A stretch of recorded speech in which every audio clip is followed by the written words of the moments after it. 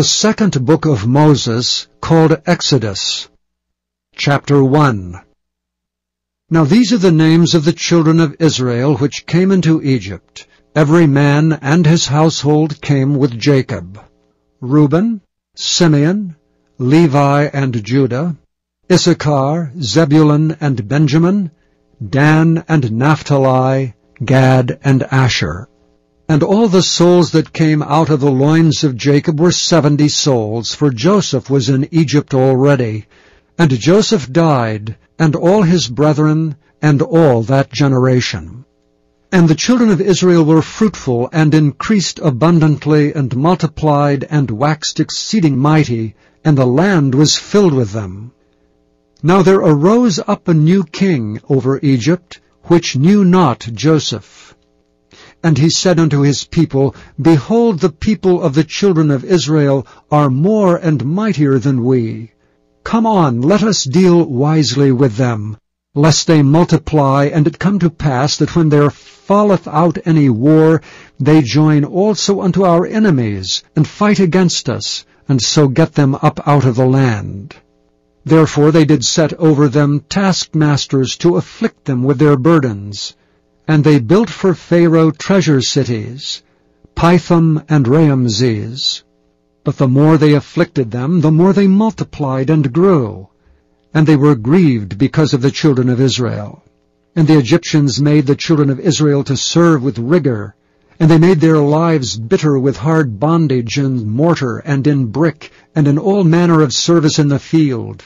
All their service wherein they made them serve was with rigor. And the king of Egypt spake to the Hebrew midwives, of which the name of one was Shiphrah, and the name of the other Puah. And he said, When ye do the office of a midwife to the Hebrew women, and see them upon the stools, if it be a son, then ye shall kill him. But if it be a daughter, then she shall live. But the midwives feared God, and did not as the king of Egypt commanded them, but saved the men-children alive. And the king of Egypt called for the midwives, and said unto them, Why have ye done this thing, and have saved the men-children alive? And the midwives said unto Pharaoh, Because the Hebrew women are not as the Egyptian women, for they are lively, and are delivered ere the midwives come in unto them. Therefore God dealt well with the midwives, and the people multiplied and waxed very mighty. And it came to pass, because the midwives feared God, that he made them houses. And Pharaoh charged all his people, saying, Every son that is born ye shall cast into the river, and every daughter ye shall save alive. Chapter 2. And there went a man of the house of Levi, and took to wife a daughter of Levi. And the woman conceived, and bare a son. And when she saw him that he was a goodly child, she hid him 3 months. And when she could no longer hide him, she took for him an ark of bulrushes, and daubed it with slime and with pitch, and put the child therein, and she laid it in the flags by the river's brink. And his sisters stood afar off, to wit what would be done to him. And the daughter of Pharaoh came down to wash herself at the river, and her maidens walked along by the river's side. And when she saw the ark among the flags, she sent her maid to fetch it. And when she had opened it, she saw the child, and behold, the babe wept. And she had compassion on him, and said, This is one of the Hebrews' children. Then said his sister to Pharaoh's daughter, Shall I go and call to thee a nurse of the Hebrew women, that she may nurse the child for thee? And Pharaoh's daughter said to her, Go. And the maid went and called the child's mother. And Pharaoh's daughter said unto her, Take this child away, and nurse it for me, and I will give thee thy wages. And the woman took the child, and nursed it. And the child grew. And she brought him unto Pharaoh's daughter, and he became her son. And she called his name Moses. And she said, Because I drew him out of the water. And it came to pass in those days, when Moses was grown, that he went out unto his brethren, and looked on their burdens. And he spied an Egyptian smiting an Hebrew, one of his brethren. And he looked this way and that way, and when he saw there was no man, he slew the Egyptian and hid him in the sand. And when he went out the second day, behold, 2 men of the Hebrews strove together. And he said to him that did the wrong, Wherefore smitest thou thy fellow? And he said, Who made thee a prince and a judge over us? Intendest thou to kill me as thou killedst the Egyptian? And Moses feared and said, Surely this thing is known. Now when Pharaoh heard this thing, he sought to slay Moses, but Moses fled from the face of Pharaoh, and dwelt in the land of Midian, and he sat down by a well. Now the priest of Midian had 7 daughters, and they came and drew water, and filled the troughs to water their father's flock. And the shepherds came and drove them away, but Moses stood up and helped them, and watered their flock. And when they came to Reuel their father, he said, How is it that ye are come so soon today? And they said, An Egyptian delivered us out of the hand of the shepherds, and also drew water enough for us, and watered the flock. And he said unto his daughters, And where is he? Why is it that ye have left the man? Call him, that he may eat bread. And Moses was content to dwell with the man, and he gave Moses Zipporah his daughter. And she bare him a son, and he called his name Gershom, for he said, I have been a stranger in a strange land. And it came to pass in process of time that the king of Egypt died, and the children of Israel sighed by reason of the bondage, and they cried, and their cry came up unto God by reason of the bondage. And God heard their groaning, and God remembered his covenant with Abraham, with Isaac, and with Jacob. And God looked upon the children of Israel, and God had respect unto them. Chapter 3. Now Moses kept the flock of Jethro his father-in-law, the priest of Midian, and he led the flock to the backside of the desert, and came to the mountain of God, even to Horeb. And the angel of the Lord appeared unto him in a flame of fire out of the midst of a bush. And he looked, and behold, the bush burned with fire, and the bush was not consumed. And Moses said, I will now turn aside and see this great sight, why the bush is not burnt. And when the Lord saw that he turned aside to see, God called unto him out of the midst of the bush, and said, Moses, Moses. And he said, Here am I. And he said, Draw not nigh hither, put off thy shoes from off thy feet, for the place whereon thou standest is holy ground. Moreover he said, I am the God of thy father, the God of Abraham, the God of Isaac, and the God of Jacob. And Moses hid his face, for he was afraid to look upon God. And the Lord said, I have surely seen the affliction of my people which are in Egypt, and have heard their cry by reason of their taskmasters, for I know their sorrows. And I am come down to deliver them out of the hand of the Egyptians, and to bring them up out of that land unto a good land and a large, unto a land flowing with milk and honey, unto the place of the Canaanites, and the Hittites, and the Amorites, and the Perizzites, and the Hivites, and the Jebusites. Now therefore, behold, the cry of the children of Israel is come unto me, and I have also seen the oppression wherewith the Egyptians oppress them. Come now therefore, and I will send thee unto Pharaoh, that thou mayest bring forth my people, the children of Israel, out of Egypt. And Moses said unto God, Who am I, that I should go unto Pharaoh, and that I should bring forth the children of Israel out of Egypt? And he said, Certainly I will be with thee, and this shall be a token unto thee, that I have sent thee. When thou hast brought forth the people out of Egypt, ye shall serve God upon this mountain. And Moses said unto God, Behold, when I come unto the children of Israel, and shall say unto them, The God of your fathers hath sent me unto you, and they shall say to me, What is his name? What shall I say unto them? And God said unto Moses, I am that I am. And he said, Thus shalt thou say unto the children of Israel, I am, hath sent me unto you.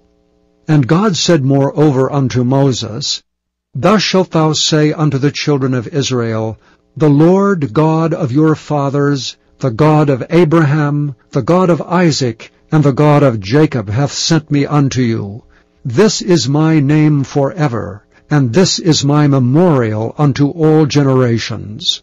Go and gather the elders of Israel together, and say unto them, The Lord God of your fathers, the God of Abraham, of Isaac, and of Jacob, appeared unto me, saying, I have surely visited you, and seen that which is done to you in Egypt. And I have said, I will bring you up out of the affliction of Egypt, unto the land of the Canaanites, and the Hittites, and the Amorites, and the Perizzites, and the Hivites, and the Jebusites, unto a land flowing with milk and honey. And they shall hearken to thy voice. And thou shalt come, thou and the elders of Israel, unto the king of Egypt, and ye shall say unto him, The Lord God of the Hebrews hath met with us. And now let us go, we beseech thee, 3 days' journey into the wilderness, that we may sacrifice to the Lord our God. And I am sure that the king of Egypt will not let you go, no, not by a mighty hand. And I will stretch out my hand, and smite Egypt with all my wonders which I will do in the midst thereof, and after that he will let you go. And I will give this people favor in the sight of the Egyptians. And it shall come to pass that when ye go, ye shall not go empty, but every woman shall borrow of her neighbor, and of her that sojourneth in her house, jewels of silver, and jewels of gold, and raiment, and ye shall put them upon your sons, and upon your daughters, and ye shall spoil the Egyptians. Chapter 4. And Moses answered and said, But behold, they will not believe me, nor hearken unto my voice, for they will say, The Lord hath not appeared unto thee. And the Lord said unto him, What is that in thine hand? And he said, A rod.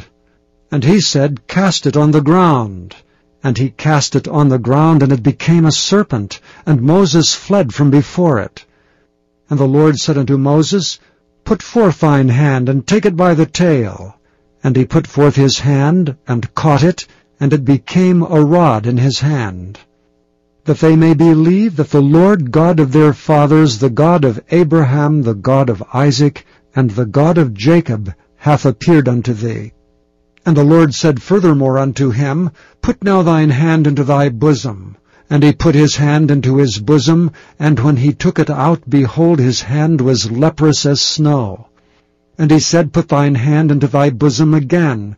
And he put his hand into his bosom again, and plucked it out of his bosom, and behold, it was turned again as his other flesh. And it shall come to pass, if they will not believe thee, neither hearken to the voice of the first sign, that they will believe the voice of the latter sign. And it shall come to pass, if they will not believe also these 2 signs, neither hearken unto thy voice, that thou shalt take of the water of the river, and pour it upon the dry land, and the water which thou takest out of the river shall become blood upon the dry land. And Moses said unto the Lord, O my Lord, I am not eloquent, neither heretofore nor since thou hast spoken unto thy servant, but I am slow of speech, and of a slow tongue. And the Lord said unto him, Who hath made man's mouth? Or who maketh the dumb, or deaf, or the seeing, or the blind? Have not I the Lord? Now therefore go, and I will be with thy mouth, and teach thee what thou shalt say. And he said, O my Lord, send, I pray thee, by the hand of him whom thou wilt send. And the anger of the Lord was kindled against Moses, and he said, Is not Aaron the Levite thy brother?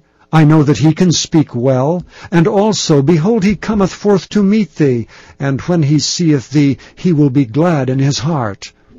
And thou shalt speak unto him, and put words in his mouth, and I will be with thy mouth, and with his mouth, and will teach you what ye shall do. And he shall be thy spokesman unto the people, and he shall be, even he shall be to thee instead of a mouth, and thou shalt be to him instead of God. And thou shalt take this rod in thine hand, wherewith thou shalt do signs. And Moses went and returned to Jethro his father-in-law, and said unto him, Let me go, I pray thee, and return unto my brethren which are in Egypt, and see whether they be yet alive. And Jethro said to Moses, Go in peace. And the Lord said unto Moses in Midian, Go, return unto Egypt, for all the men are dead which sought thy life. And Moses took his wife and his sons, and set them upon an ass, and he returned to the land of Egypt. And Moses took the rod of God in his hand. And the Lord said unto Moses, When thou goest to return into Egypt, see that thou do all those wonders before Pharaoh, which I have put in thine hand. But I will harden his heart, that he shall not let the people go. And thou shalt say unto Pharaoh, Thus saith the Lord, Israel is my son, even my firstborn. And I say unto thee, Let my son go, that he may serve me. And if thou refuse to let him go, behold, I will slay thy son, even thy firstborn. And it came to pass by the way in the inn, that the Lord met him and sought to kill him. Then Zipporah took a sharp stone, and cut off the foreskin of her son, and cast it at his feet, and said, Surely a bloody husband art thou to me. So he let him go. Then she said, A bloody husband thou art, because of the circumcision. And the Lord said to Aaron, Go into the wilderness to meet Moses. And he went and met him in the mount of God, and kissed him. And Moses told Aaron all the words of the Lord, who had sent him, and all the signs which he had commanded him. And Moses and Aaron went and gathered together all the elders of the children of Israel. And Aaron spoke all the words which the Lord had spoken unto Moses, and did the signs in the sight of the people. And the people believed, and when they heard that the Lord had visited the children of Israel, and that he had looked upon their affliction, then they bowed their heads and worshipped. Chapter 5. And afterward Moses and Aaron went in, and told Pharaoh, Thus saith the Lord God of Israel, Let my people go, that they may hold a feast unto me in the wilderness. And Pharaoh said, Who is the Lord, that I should obey his voice, to let Israel go? I know not the Lord, neither will I let Israel go. And they said, The God of the Hebrews hath met with us. Let us go, we pray thee, 3 days' journey into the desert, and sacrifice unto the Lord our God, lest he fall upon us with pestilence, or with the sword. And the king of Egypt said unto them, Wherefore do ye, Moses and Aaron, let the people from their works? Get you unto your burdens. And Pharaoh said, Behold, the people of the land now are many, and ye make them rest from their burdens. And Pharaoh commanded the same day the taskmasters of the people and their officers, saying, Ye shall no more give the people straw to make brick as heretofore. Let them go and gather straw for themselves. And the tale of the bricks which they did make heretofore ye shall lay upon them. Ye shall not diminish aught thereof, for they be idle. Therefore they cry, saying, Let us go and sacrifice to our God. Let there more work be laid upon the men, that they may labor therein, and let them not regard vain words. And the taskmasters of the people went out, and their officers, and they spake to the people, saying, Thus saith Pharaoh, I will not give you straw. Go ye, get your straw where ye can find it. Yet not aught of your work shall be diminished. So the people were scattered abroad throughout all the land of Egypt to gather stubble instead of straw. And the taskmasters hasted them, saying, Fulfill your works, your daily tasks as when there was straw. And the officers of the children of Israel, which Pharaoh's taskmasters had set over them, were beaten and demanded, Wherefore have ye not fulfilled your task in making brick both yesterday and today as heretofore? Then the officers of the children of Israel came and cried unto Pharaoh, saying, Wherefore dealest thou thus with thy servants? There is no straw given unto thy servants. And they say to us, Make brick, and behold, thy servants are beaten, but the fault is thine own people. But he said, Ye are idle, ye are idle. Therefore ye say, Let us go and do sacrifice to the Lord. Go therefore now and work. For there shall no straw be given you, yet shall ye deliver the tale of bricks. And the officers of the children of Israel did see that they were in evil case, after it was said, Ye shall not diminish aught from your bricks of your daily task. And they met Moses and Aaron, who stood in the way as they came forth from Pharaoh. And they said unto them, The Lord look upon you and judge, because ye have made our savor to be abhorred in the eyes of Pharaoh and in the eyes of his servants, to put a sword in their hand to slay us. And Moses returned unto the Lord and said, Lord, wherefore hast thou so evil entreated this people? Why is it that thou hast sent me? For since I came to Pharaoh to speak in thy name, he hath done evil to this people, neither hast thou delivered thy people at all. Chapter 6.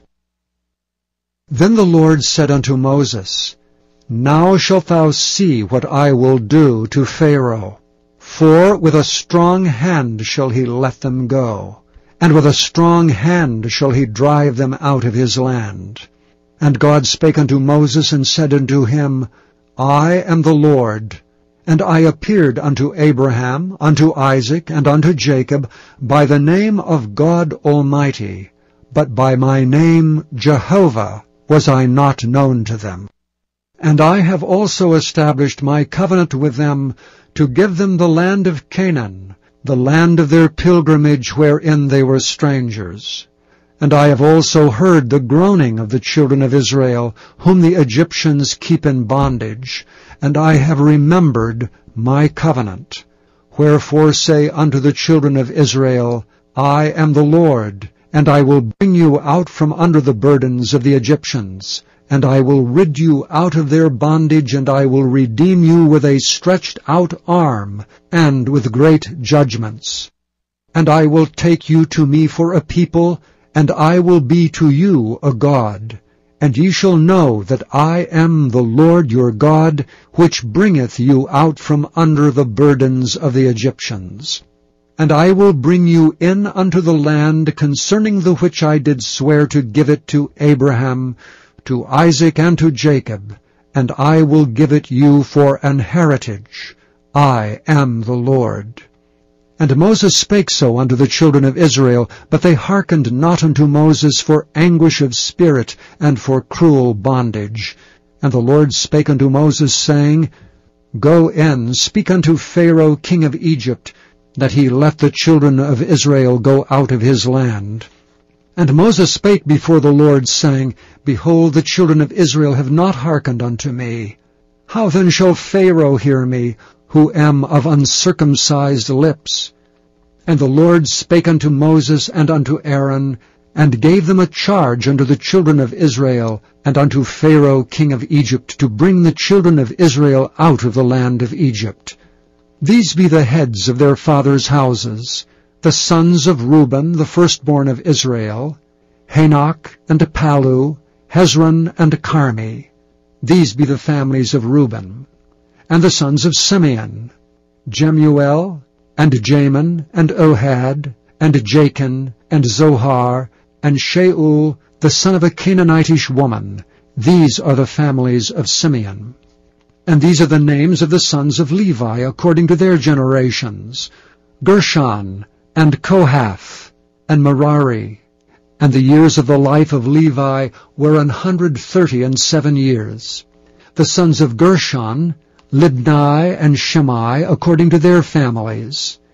And the sons of Kohath, Amram and Izhar and Hebron, and Uziel. And the years of the life of Kohath were 133 years. And the sons of Merari, Mahali and Mushai. These are the families of Levi according to their generations. And Amram took him Jochebed his father's sister to wife, and she bare him Aaron and Moses. And the years of the life of Amram were 137 years. And the sons of Izhar, Korah and Nepheg, and Zichri, and the sons of Uziel, Mishael, and Elzaphan, and Zithri. And Aaron took him Elisheba, daughter of Amminadab, sister of Naashon, to wife.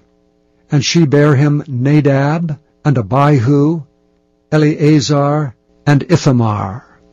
And the sons of Korah, Asir, and Elkanah, and Abiasaph. These are the families of the Korhites.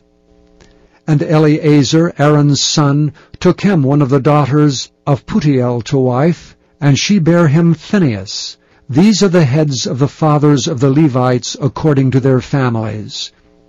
These are that Aaron and Moses to whom the Lord said, Bring out the children of Israel from the land of Egypt according to their armies. These are they which spake to Pharaoh king of Egypt to bring out the children of Israel from Egypt. These are that Moses and Aaron. And it came to pass on the day when the Lord spake unto Moses in the land of Egypt, that the Lord spake unto Moses, saying, I am the Lord. Speak thou unto Pharaoh king of Egypt all that I say unto thee. And Moses said before the Lord, Behold, I am of uncircumcised lips, and how shall Pharaoh hearken unto me? Chapter 7. And the Lord said unto Moses, See, I have made thee a god to Pharaoh, and Aaron thy brother shall be thy prophet. Thou shalt speak all that I command thee, and Aaron thy brother shall speak unto Pharaoh, that he send the children of Israel out of his land. And I will harden Pharaoh's heart, and multiply my signs and my wonders in the land of Egypt. But Pharaoh shall not hearken unto you, that I may lay my hand upon Egypt, and bring forth mine armies and my people, the children of Israel, out of the land of Egypt by great judgments. And the Egyptians shall know that I am the Lord, when I stretch forth mine hand upon Egypt, and bring out the children of Israel from among them. And Moses and Aaron did as the Lord commanded them, so did they. And Moses was 80 years old, and Aaron 83 years old, when they spake unto Pharaoh. And the Lord spake unto Moses and unto Aaron, saying, When Pharaoh shall speak unto you, saying, Show a miracle for you, then thou shalt say unto Aaron, Take thy rod, and cast it before Pharaoh, and it shall become a serpent. And Moses and Aaron went in unto Pharaoh, and they did so as the Lord had commanded. And Aaron cast down his rod before Pharaoh, and before his servants, and it became a serpent. Then Pharaoh also called the wise men and the sorcerers. Now the magicians of Egypt, they also did in like manner with their enchantments. For they cast down every man his rod, and they became serpents, but Aaron's rod swallowed up their rods. And he hardened Pharaoh's heart, that he hearkened not unto them, as the Lord had said. And the Lord said unto Moses, Pharaoh's heart is hardened, he refuseth to let the people go. Get thee unto Pharaoh in the morning. Lo, he goeth out unto the water, and thou shalt stand by the river's brink, against he come. And the rod which was turned to a serpent shalt thou take in thine hand. And thou shalt say unto him, The Lord God of the Hebrews hath sent me unto thee, saying, Let my people go, that they may serve me in the wilderness. And behold, hitherto thou wouldst not hear. Thus saith the Lord, In this thou shalt know that I am the Lord. Behold, I will smite with a rod that is in mine hand upon the waters which are in the river, and they shall be turned to blood. And the fish that is in the river shall die, and the river shall stink, and the Egyptians shall loathe to drink of the water of the river. And the Lord spake unto Moses, say unto Aaron, Take thy rod, and stretch out thine hand upon the waters of Egypt, upon their streams, upon their rivers, and upon their ponds, and upon all their pools of water, that they may become blood, and that there may be blood throughout all the land of Egypt, both in vessels of wood and in vessels of stone. And Moses and Aaron did so as the Lord commanded. And he lifted up the rod and smote the waters that were in the river, in the sight of Pharaoh, and in the sight of his servants, and all the waters that were in the river were turned to blood.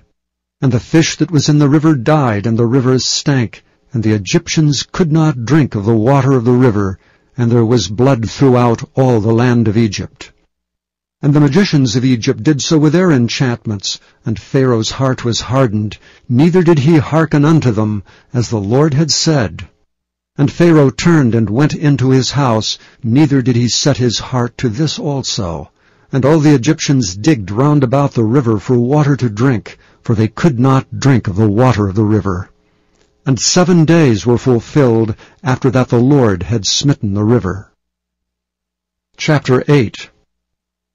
And the Lord spake unto Moses, Go unto Pharaoh, and say unto him, Thus saith the Lord, Let my people go, that they may serve me. And if thou refuse to let them go, behold, I will smite all thy borders with frogs. And the river shall bring forth frogs abundantly, which shall go up and come into thine house, and into thy bedchamber, and upon thy bed, and into the house of thy servants, and upon thy people, and into thine ovens, and into thy kneading troughs. And the frogs shall come up both on thee, and upon thy people, and upon all thy servants. And the Lord spake unto Moses, Say unto Aaron, Stretch forth thine hand with thy rod over the streams, over the rivers, and over the ponds, and cause frogs to come up upon the land of Egypt. And Aaron stretched out his hand over the waters of Egypt, and the frogs came up, and covered the land of Egypt. And the magicians did so with their enchantments, and brought up frogs upon the land of Egypt.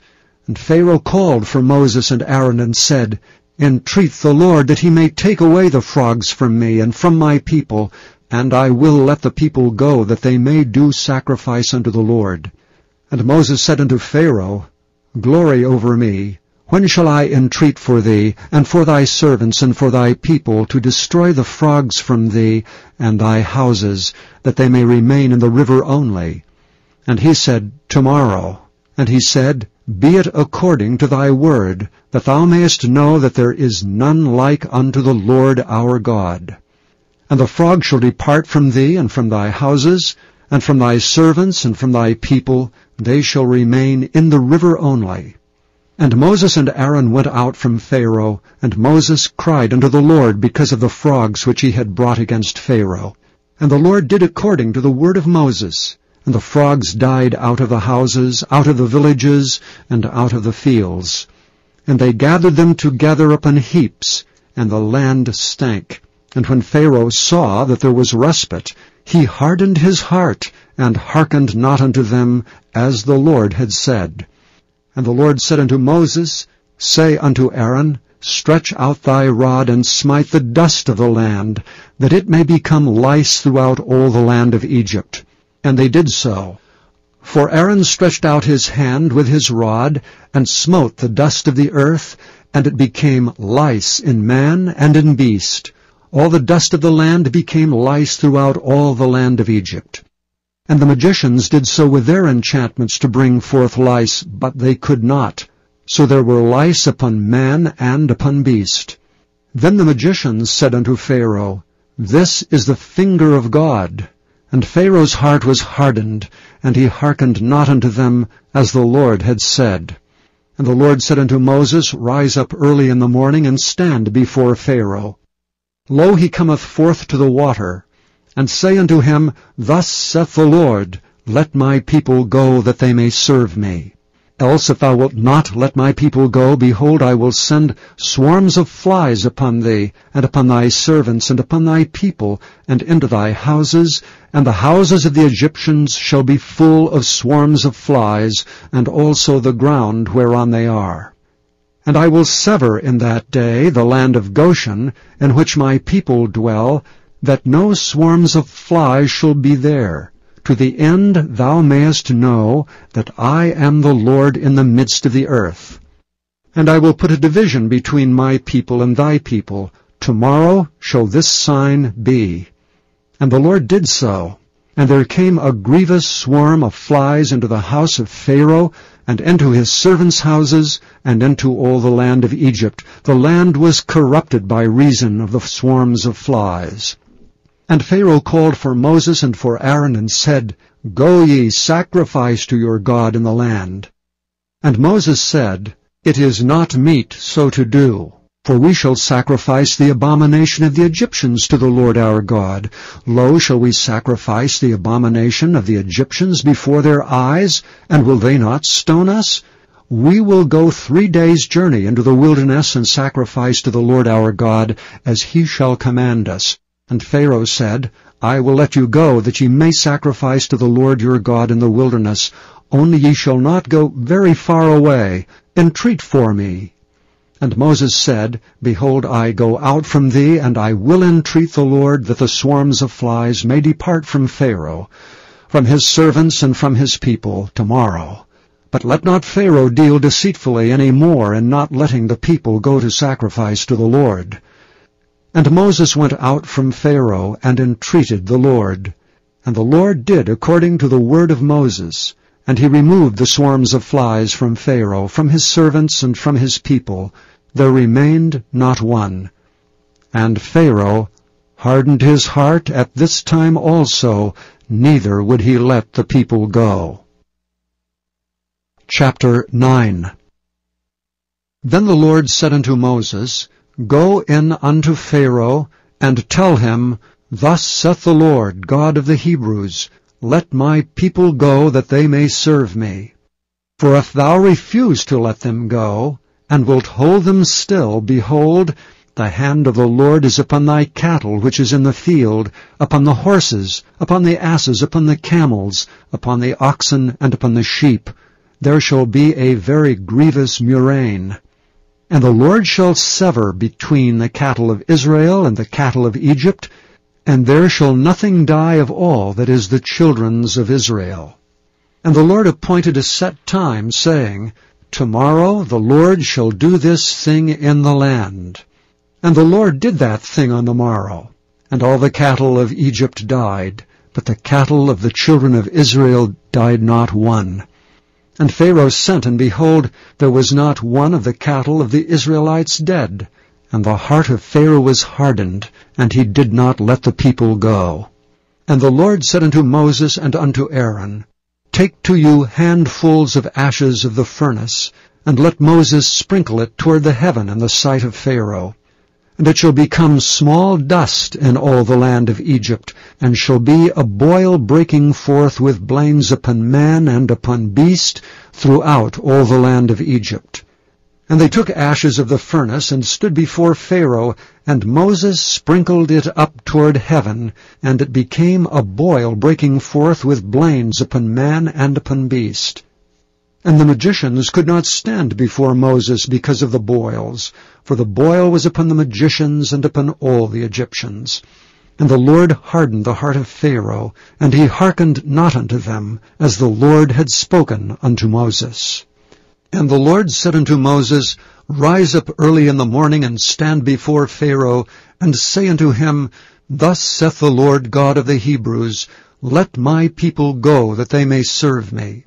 For I will at this time send all my plagues upon thine heart, and upon thy servants, and upon thy people, that thou mayest know that there is none like me in all the earth. For now I will stretch out my hand, that I may smite thee and thy people with pestilence, and thou shalt be cut off from the earth. And in very deed for this cause have I raised thee up, for to show in thee my power, and that my name may be declared throughout all the earth. As yet exaltest thou thyself against my people, that thou wilt not let them go. Behold, tomorrow about this time I will cause it to rain a very grievous hail, such as hath not been in Egypt since the foundation thereof even until now. Send therefore now, and gather thy cattle, and all that thou hast in the field, for upon every man and beast which shall be found in the field, and shall not be brought home, the hail shall come down upon them, and they shall die. He that feared the word of the Lord among the servants of Pharaoh made his servants and his cattle flee into the houses. And he that regarded not the word of the Lord left his servants and his cattle in the field. And the Lord said unto Moses, Stretch forth thine hand toward heaven, that there may be hail in all the land of Egypt, upon man and upon beast, and upon every herb of the field throughout the land of Egypt. And Moses stretched forth his rod toward heaven, and the Lord sent thunder and hail, and the fire ran along upon the ground, and the Lord rained hail upon the land of Egypt. So there was hail and fire mingled with the hail, very grievous, such as there was none like it in all the land of Egypt since it became a nation. And the hail smote throughout all the land of Egypt all that was in the field, both man and beast. And the hail smote every herb of the field, and brake every tree of the field. Only in the land of Goshen, where the children of Israel were, was there no hail. And Pharaoh sent and called for Moses and Aaron, and said unto them, I have sinned this time. The Lord is righteous, and I and my people are wicked. Entreat the Lord, for it is enough, that there be no more mighty thunderings and hail, and I will let you go, and ye shall stay no longer. And Moses said unto him, As soon as I am gone out of the city, I will spread abroad my hands unto the Lord, and the thunder shall cease, neither shall there be any more hail, that thou mayest know how that the earth is the Lord's. But as for thee and thy servants, I know that ye will not yet fear the Lord God. And the flax and the barley was smitten, for the barley was in the ear, and the flax was bald. But the wheat and the rye were not smitten, for they were not grown up. And Moses went out of the city from Pharaoh, and spread abroad his hands unto the Lord, and the thunders and hail ceased, and the rain was not poured upon the earth. And when Pharaoh saw that the rain and the hail and the thunders were ceased, he sinned yet more, and hardened his heart, he and his servants. And the heart of Pharaoh was hardened, neither would he let the children of Israel go, as the Lord had spoken by Moses. Chapter 10. And the Lord said unto Moses, Go in unto Pharaoh, for I have hardened his heart and the heart of his servants, that I might show these my signs before him. And that thou mayest tell in the ears of thy son and of thy son's son what things I have wrought in Egypt, and my signs which I have done among them, that ye may know how that I am the Lord. And Moses and Aaron came in unto Pharaoh, and said unto him, Thus saith the Lord God of the Hebrews, How long wilt thou refuse to humble thyself before me? Let my people go, that they may serve me.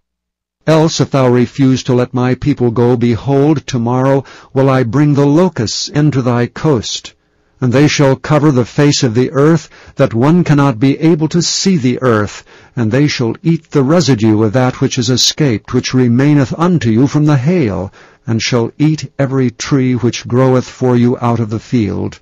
And they shall fill thy houses, and the houses of all thy servants, and the houses of all the Egyptians, which neither thy fathers nor thy fathers' fathers have seen since the day that they were upon the earth unto this day. And he turned himself and went out from Pharaoh.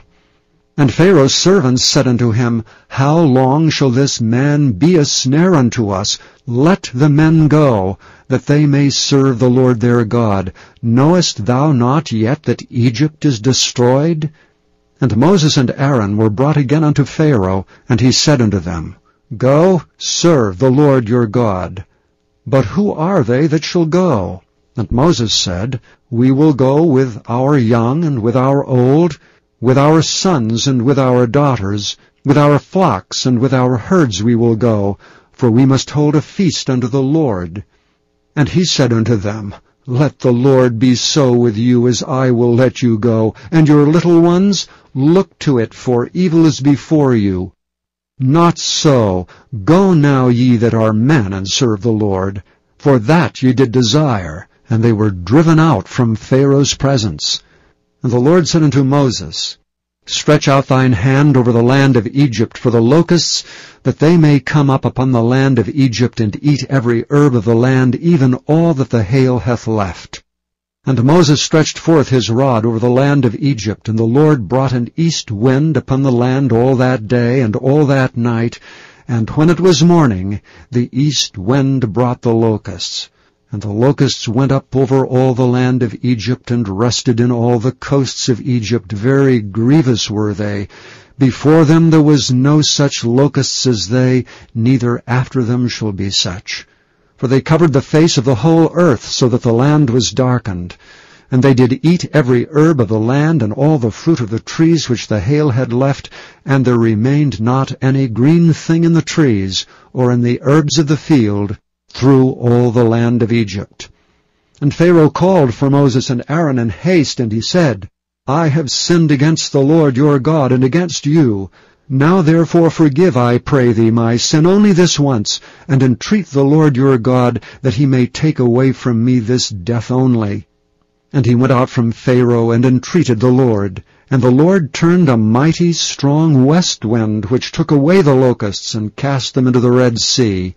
There remained not one locust in all the coasts of Egypt. But the Lord hardened Pharaoh's heart, so that he would not let the children of Israel go. And the Lord said unto Moses, Stretch out thine hand toward heaven, that there may be darkness over the land of Egypt, even darkness which may be felt. And Moses stretched forth his hand toward heaven, and there was a thick darkness in all the land of Egypt 3 days. They saw not one another, neither rose any from his place for 3 days. But all the children of Israel had light in their dwellings. And Pharaoh called unto Moses and said, Go ye, serve the Lord, only let your flocks and your herds be stayed, let your little ones also go with you. And Moses said, Thou must give us also sacrifices and burnt offerings, that we may sacrifice unto the Lord our God. Our cattle also shall go with us. There shall not an hoof be left behind, for therefore must we take to serve the Lord our God, and we know not with what we must serve the Lord until we come thither. But the Lord hardened Pharaoh's heart, and he would not let them go. And Pharaoh said unto him, Get thee from me, take heed to thyself, see my face no more. For in that day thou seest my face, thou shalt die. And Moses said, Thou hast spoken well. I will see thy face again no more. Chapter 11. And the Lord said unto Moses, Yet will I bring one plague more upon Pharaoh and upon Egypt. Afterwards he will let you go hence. When he shall let you go, he shall surely thrust you out hence altogether. Speak now in the ears of the people, and let every man borrow of his neighbor and every woman of her neighbor jewels of silver and jewels of gold. And the Lord gave the people favor in the sight of the Egyptians. Moreover, the man Moses was very great in the land of Egypt, in the sight of Pharaoh's servants and in the sight of the people. And Moses said, Thus saith the Lord, About midnight will I go out into the midst of Egypt, and all the firstborn in the land of Egypt shall die, from the firstborn of Pharaoh that sitteth upon his throne, even unto the firstborn of the maidservant that is behind the mill, and all the firstborn of beasts. And there shall be a great cry throughout all the land of Egypt, such as there was none like it, nor shall be like it any more. But against any of the children of Israel shall not a dog move his tongue against man or beast, that ye may know how that the Lord doth put a difference between the Egyptians and Israel.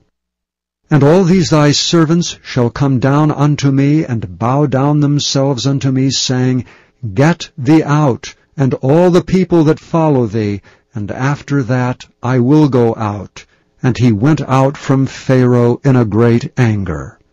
And the Lord said unto Moses, Pharaoh shall not hearken unto you, that my wonders may be multiplied in the land of Egypt. And Moses and Aaron did all these wonders before Pharaoh, and the Lord hardened Pharaoh's heart, so that he would not let the children of Israel go out of his land. Chapter 12. And the Lord spake unto Moses and Aaron in the land of Egypt, saying, This month shall be unto you the beginning of months. It shall be the first month of the year to you. Speak ye unto all the congregation of Israel, saying, In the 10th day of this month they shall take to them every man a lamb according to the house of their fathers, a lamb for an house. And if the household be too little for the lamb, let him and his neighbor next unto his house take it according to the number of the souls. Every man according to his eating shall make your count for the lamb. Your lamb shall be without blemish, a male of the first year. Ye shall take it out from the sheep and from the goats, and ye shall keep it up until the 14th day of the same month. And the whole assembly of the congregation of Israel shall kill it in the evening. And they shall take of the blood, and strike it on the 2 side posts and on the upper door post of the houses wherein they shall eat it. And they shall eat the flesh in that night, roasted with fire, and unleavened bread, and with bitter herbs they shall eat it. Eat not of it raw, nor sodden it all with water, but roast with fire, his head with his legs, and with the purtenance thereof. And ye shall let nothing of it remain until the morning, and that which remaineth of it until the morning ye shall burn with fire. And thus shall ye eat it, with your loins girded, your shoes on your feet, and your staff in your hand. And ye shall eat it in haste. It is the Lord's Passover. For I will pass through the land of Egypt this night, and will smite all the firstborn in the land of Egypt, both man and beast. And against all the gods of Egypt I will execute judgment. I am the Lord. And the blood shall be to you for a token upon the houses where ye are. And when I see the blood, I will pass over you, and the plague shall not be upon you to destroy you when I smite the land of Egypt. And this day shall be unto you for a memorial, and ye shall keep it a feast to the Lord throughout your generations. Ye shall keep it a feast by an ordinance forever. 7 days shall ye eat unleavened bread. Even the first day ye shall put away leaven out of your houses, for whosoever eateth leavened bread from the first day until the 7th day, that soul shall be cut off from Israel. And in the first day there shall be an holy convocation. And in the 7th day there shall be an holy convocation to you. No manner of work shall be done in them, save that which every man must eat, that only may be done of you. And ye shall observe the feast of unleavened bread, for in this selfsame day have I brought your armies out of the land of Egypt. Therefore shall ye observe this day in your generations by an ordinance forever. In the first month on the 14th day of the month at even ye shall eat unleavened bread until the 21st day of the month at even. 7 days shall there be no leaven found in your houses. For whosoever eateth that which is leavened, even that soul shall be cut off from the congregation of Israel, whether he be a stranger or born in the land. Ye shall eat nothing leavened. In all your habitations shall ye eat unleavened bread. Then Moses called for all the elders of Israel, and said unto them, Draw out and take you a lamb according to your families, and kill the Passover. And ye shall take a bunch of hyssop, and dip it in the blood that is in the basin, and strike the lintel and the 2 side posts with the blood that is in the basin, and none of you shall go out at the door of his house until the morning. For the Lord will pass through to smite the Egyptians, and when he seeth the blood upon the lintel and on the 2 side posts, the Lord will pass over the door, and will not suffer the destroyer to come in unto your houses to smite you. And ye shall observe this thing for an ordinance to thee and to thy sons forever. And it shall come to pass, when ye be come to the land which the Lord will give you, according as he hath promised, that ye shall keep this service. And it shall come to pass, when your children shall say unto you, What mean ye by this service? That ye shall say, It is the sacrifice of the Lord's Passover, who passed over the houses of the children of Israel and Egypt, when he smote the Egyptians, and delivered our houses. And the people bowed the head and worshipped. And the children of Israel went away, and did as the Lord had commanded Moses and Aaron, so did they. And it came to pass that at midnight the Lord smote all the firstborn of the land of Egypt, from the firstborn of Pharaoh that sat on his throne, unto the firstborn of the captive that was in the dungeon, and all the firstborn of cattle. And Pharaoh rose up in the night, he and all his servants and all the Egyptians, and there was a great cry in Egypt, for there was not a house where there was not one dead. And he called for Moses and Aaron by night, and said, Rise up and get you forth from among my people, both ye and the children of Israel, and go, serve the Lord as ye have said. Also take your flocks and your herds as ye have said, and be gone, and bless me also. And the Egyptians were urgent upon the people, that they might send them out of the land in haste, for they said, We be all dead men. And the people took their dough before it was leavened, their kneading troughs being bound up in their clothes upon their shoulders.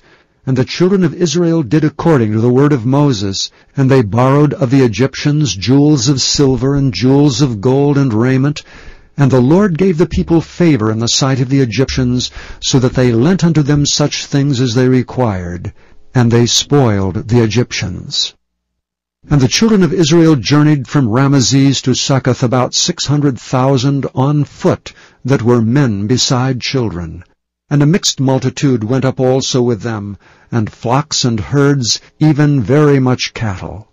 And they baked unleavened cakes of the dough which they brought forth out of Egypt, for it was not leavened, because they were thrust out of Egypt, and could not tarry, neither had they prepared for themselves any victual. Now the sojourning of the children of Israel who dwelt in Egypt was 430 years. And it came to pass at the end of the 430 years, even the selfsame day it came to pass, that all the hosts of the Lord went out from the land of Egypt. It is a night to be much observed unto the Lord for bringing them out from the land of Egypt. This is that night of the Lord to be observed of all the children of Israel in their generations. And the Lord said unto Moses and Aaron, This is the ordinance of the Passover. There shall be no stranger eat thereof, but every man's servant that is bought for money, when thou hast circumcised him, then shall he eat thereof. A foreigner and an hired servant shall not eat thereof. In one house shall it be eaten. Thou shalt not carry forth aught of the flesh abroad out of the house, neither shall ye break a bone thereof. All the congregation of Israel shall keep it. And when a stranger shall sojourn with thee, and will keep the Passover to the Lord, let all his males be circumcised, and then let him come near and keep it. And he shall be as one that is born in the land, for no uncircumcised person shall eat thereof. One law shall be to him that is homeborn, and unto the stranger that sojourneth among you. Thus did all the children of Israel, as the Lord commanded Moses and Aaron, so did they. And it came to pass the selfsame day, that the Lord did bring the children of Israel out of the land of Egypt by their armies. Chapter 13.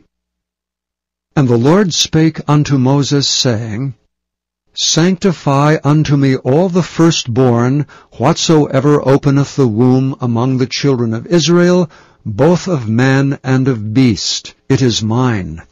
And Moses said unto the people, Remember this day in which ye came out from Egypt, out of the house of bondage. For by strength of hand the Lord brought you out from this place. There shall no leavened bread be eaten. This day came ye out in the month Abib. And it shall be, when the Lord shall bring thee into the land of the Canaanites, and the Hittites, and the Amorites, and the Hivites, and the Jebusites, which he sware unto thy fathers to give thee, a land flowing with milk and honey, that thou shalt keep this service in this month.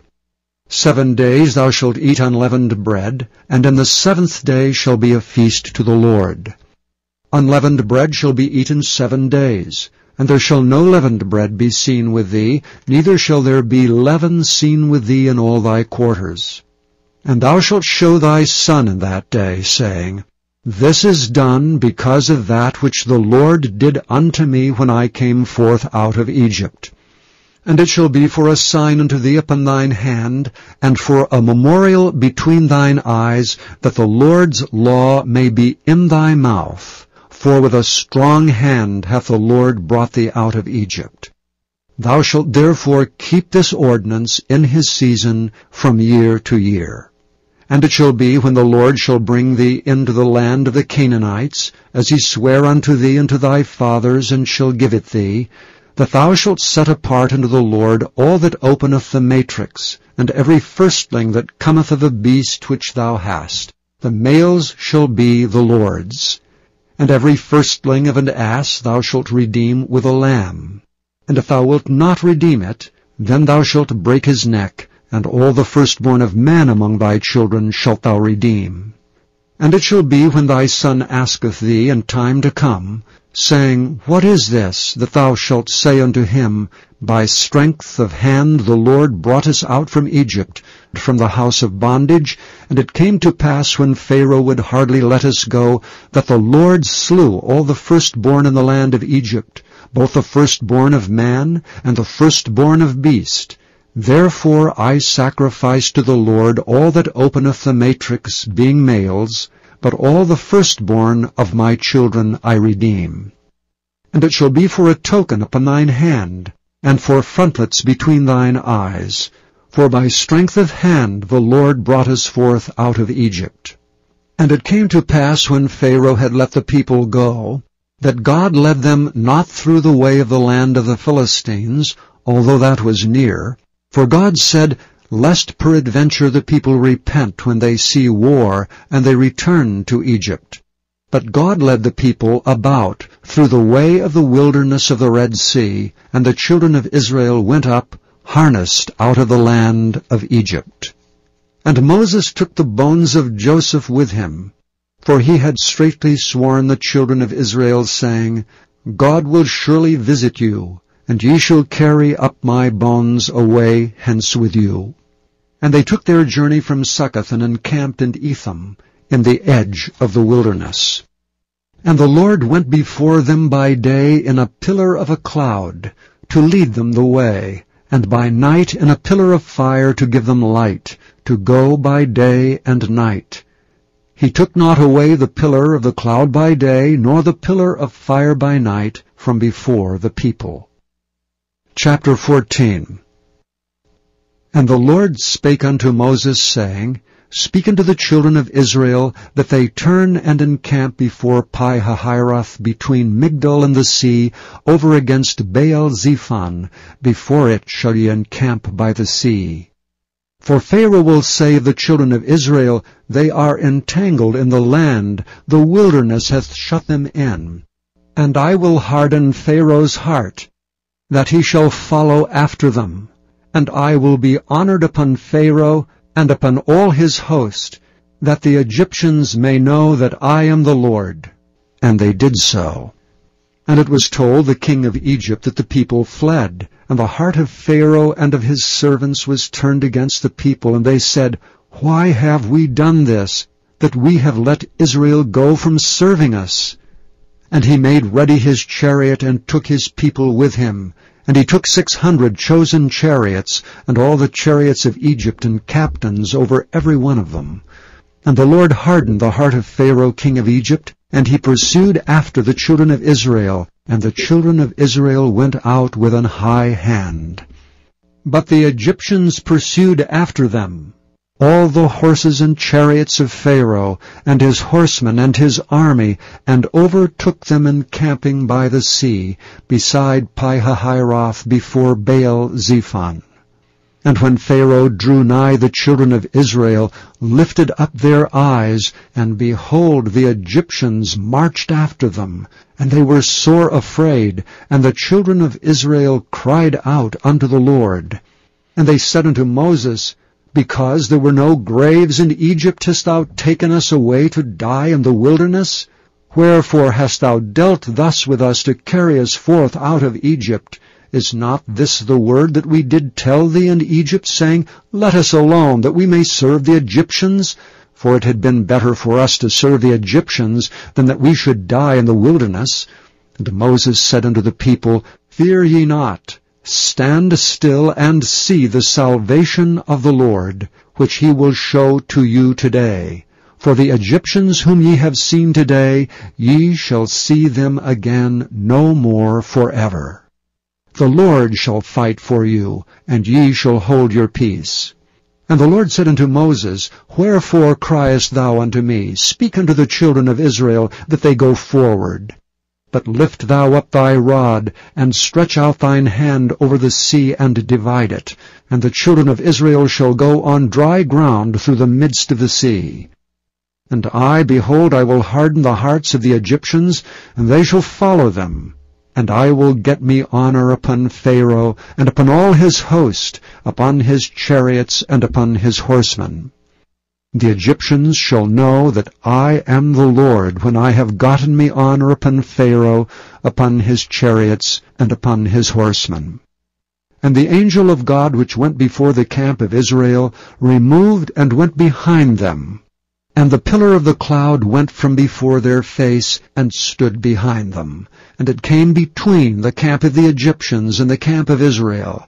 And it was a cloud and darkness to them, but it gave light by night to these, so that the one came not near the other all the night.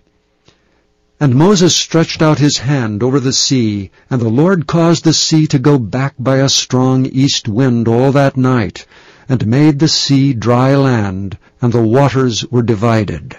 And the children of Israel went into the midst of the sea upon dry ground, and the waters were a wall unto them on their right hand and on their left. And the Egyptians pursued and went in after them to the midst of the sea, even all Pharaoh's horses, his chariots, and his horsemen. And it came to pass that in the morning watch the Lord looked unto the host of the Egyptians through the pillar of fire and of the cloud, and troubled the host of the Egyptians, and took off their chariot wheels, that they drave them heavily, so that the Egyptians said, Let us flee from the face of Israel, for the Lord fighteth for them against the Egyptians. And the Lord said unto Moses, Stretch out thine hand over the sea, that the waters may come again upon the Egyptians, upon their chariots, and upon their horsemen. And Moses stretched forth his hand over the sea, and the sea returned to his strength when the morning appeared, and the Egyptians fled against it, and the Lord overthrew the Egyptians in the midst of the sea. And the waters returned and covered the chariots and the horsemen, and all the host of Pharaoh that came into the sea after them. There remained not so much as one of them. But the children of Israel walked upon dry land in the midst of the sea, and the waters were a wall unto them on their right hand and on their left. Thus the Lord saved Israel that day out of the hand of the Egyptians. And Israel saw the Egyptians dead upon the seashore. And Israel saw that great work which the Lord did upon the Egyptians. And the people feared the Lord, and believed the Lord and his servant Moses. Chapter 15. Then sang Moses and the children of Israel this song unto the Lord, and spake, saying, I will sing unto the Lord, for he hath triumphed gloriously. The horse and his rider hath he thrown into the sea. The Lord is my strength and song, and he is become my salvation. He is my God, and I will prepare him an habitation, my father's God, and I will exalt him. The Lord is a man of war. The Lord is his name. Pharaoh's chariots and his host hath he cast into the sea. His chosen captains also are drowned in the Red Sea. The depths have covered them. They sank into the bottom as a stone. Thy right hand, O Lord, is become glorious in power. Thy right hand, O Lord, hath dashed in pieces the enemy. And in the greatness of thine excellency thou hast overthrown them that rose up against thee. Thou sentest forth thy wrath, which consumed them as stubble. And with the blast of thy nostrils the waters were gathered together, the floods stood upright as an heap, and the depths were congealed in the heart of the sea. The enemy said, I will pursue, I will overtake, I will divide the spoil. My lust shall be satisfied upon them. I will draw my sword, my hand shall destroy them. Thou didst blow with thy wind. The sea covered them. They sank as lead in the mighty waters. Who is like unto thee, O Lord, among the gods? Who is like thee, glorious in holiness, fearful in praises, doing wonders? Thou stretched out thy right hand, the earth swallowed them. Thou in thy mercy hast led forth the people which thou hast redeemed. Thou hast guided them in thy strength unto thy holy habitation. The people shall hear and be afraid. Sorrow shall take hold on the inhabitants of Palestina. Then the dukes of Edom shall be amazed. The mighty men of Moab trembling shall take hold upon them. All the inhabitants of Canaan shall melt away. Fear and dread shall fall upon them. By the greatness of thine arm they shall be as still as a stone, till thy people pass over, O Lord, till the people pass over which thou hast purchased. Thou shalt bring them in and plant them in the mountain of thine inheritance, in the place, O Lord, which thou hast made for thee to dwell in the sanctuary, O Lord, which thy hands have established. The Lord shall reign for ever and ever. For the horse of Pharaoh went in with his chariots, and with his horsemen into the sea, and the Lord brought again the waters of the sea upon them. But the children of Israel went on dry land in the midst of the sea. And Miriam the prophetess and sister of Aaron took a timbrel in her hand, and all the women went out after her with timbrels and with dances. And Miriam answered them, Sing ye to the Lord, for he hath triumphed gloriously. The horse and his rider hath he thrown into the sea.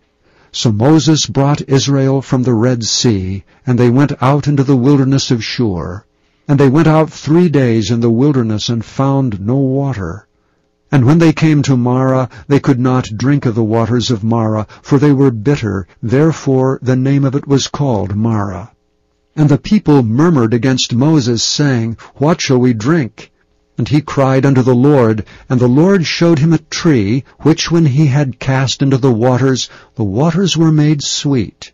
There he made for them a statute and an ordinance, and there he proved them, and said, If thou wilt diligently hearken to the voice of the Lord thy God, and wilt do that which is right in his sight, and wilt give ear to his commandments, and keep all his statutes, I will put none of these diseases upon thee, which I have brought upon the Egyptians. For I am the Lord that healeth thee. And they came to Elam, where were 12 wells of water, and 70 palm trees, and they encamped there by the waters. Chapter 16.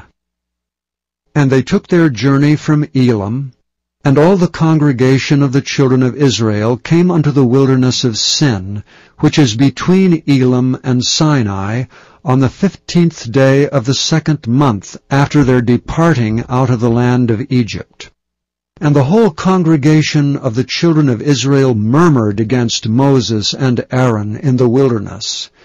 And the children of Israel said unto them, Would to God we had died by the hand of the Lord in the land of Egypt, when we sat by the flesh pots, and when we did eat bread to the full, for ye have brought us forth into this wilderness to kill this whole assembly with hunger.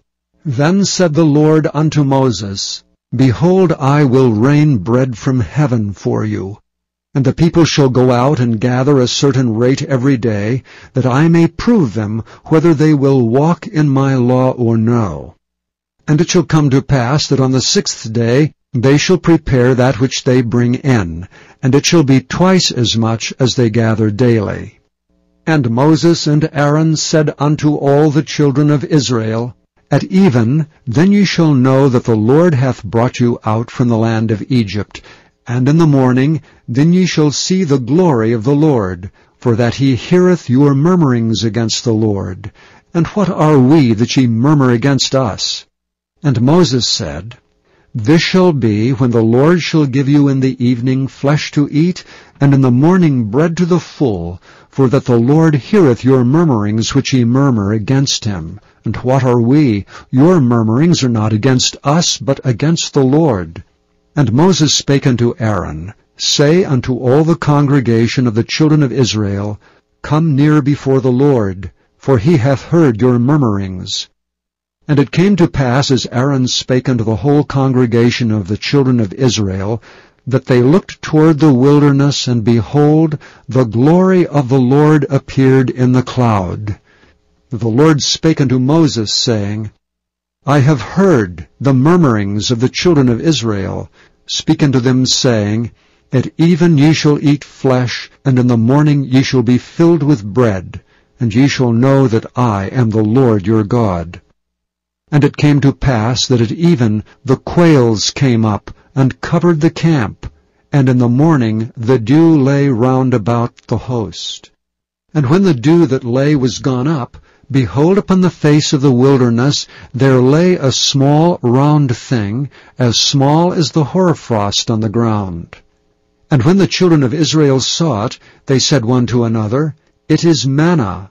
For they wist not what it was. And Moses said unto them, This is the bread which the Lord hath given you to eat. This is the thing which the Lord hath commanded. Gather of it every man according to his eating, and omer for every man according to the number of your persons. Take ye every man for them which are in his tents. And the children of Israel did so, and gathered, some more, some less. And when they did mete it with an omer, he that gathered much had nothing over, and he that gathered little had no lack. They gathered every man according to his eating. And Moses said, Let no man leave of it till the morning. Notwithstanding they hearkened not unto Moses, but some of them left it until the morning, and it bred worms and stank. And Moses was wroth with them. And they gathered it every morning, every man according to his eating, and when the sun waxed hot, it melted. And it came to pass that on the 6th day they gathered twice as much bread, 2 omers for one man. And all the rulers of the congregation came and told Moses. And he said unto them, This is that which the Lord hath said, Tomorrow is the rest of the holy Sabbath unto the Lord. Bake that which ye will bake today, and seethe that ye will seethe, and that which remaineth over lay up for you to be kept until the morning. And they laid it up till the morning as Moses bade, and it did not stink, neither was there any worm therein. And Moses said, Eat that today, for today is a Sabbath unto the Lord. Today ye shall not find it in the field.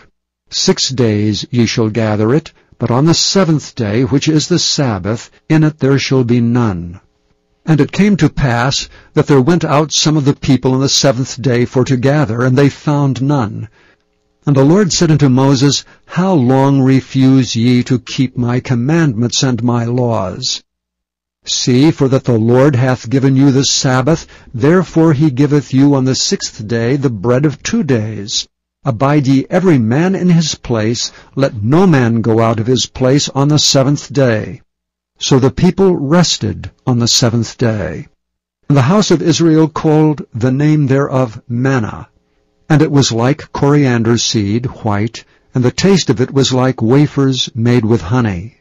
And Moses said, This is the thing which the Lord commandeth. Fill an omer of it to be kept for your generations, that they may see the bread wherewith I have fed you in the wilderness, when I brought you forth from the land of Egypt. And Moses said unto Aaron, Take a pot, and put an omer full of manna therein, and lay it up before the Lord, to be kept for your generations. As the Lord commanded Moses, so Aaron laid it up before the testimony to be kept. And the children of Israel did eat manna 40 years until they came to a land inhabited. They did eat manna until they came into the borders of the land of Canaan. Now an omer is the 10th part of an ephah. Chapter 17.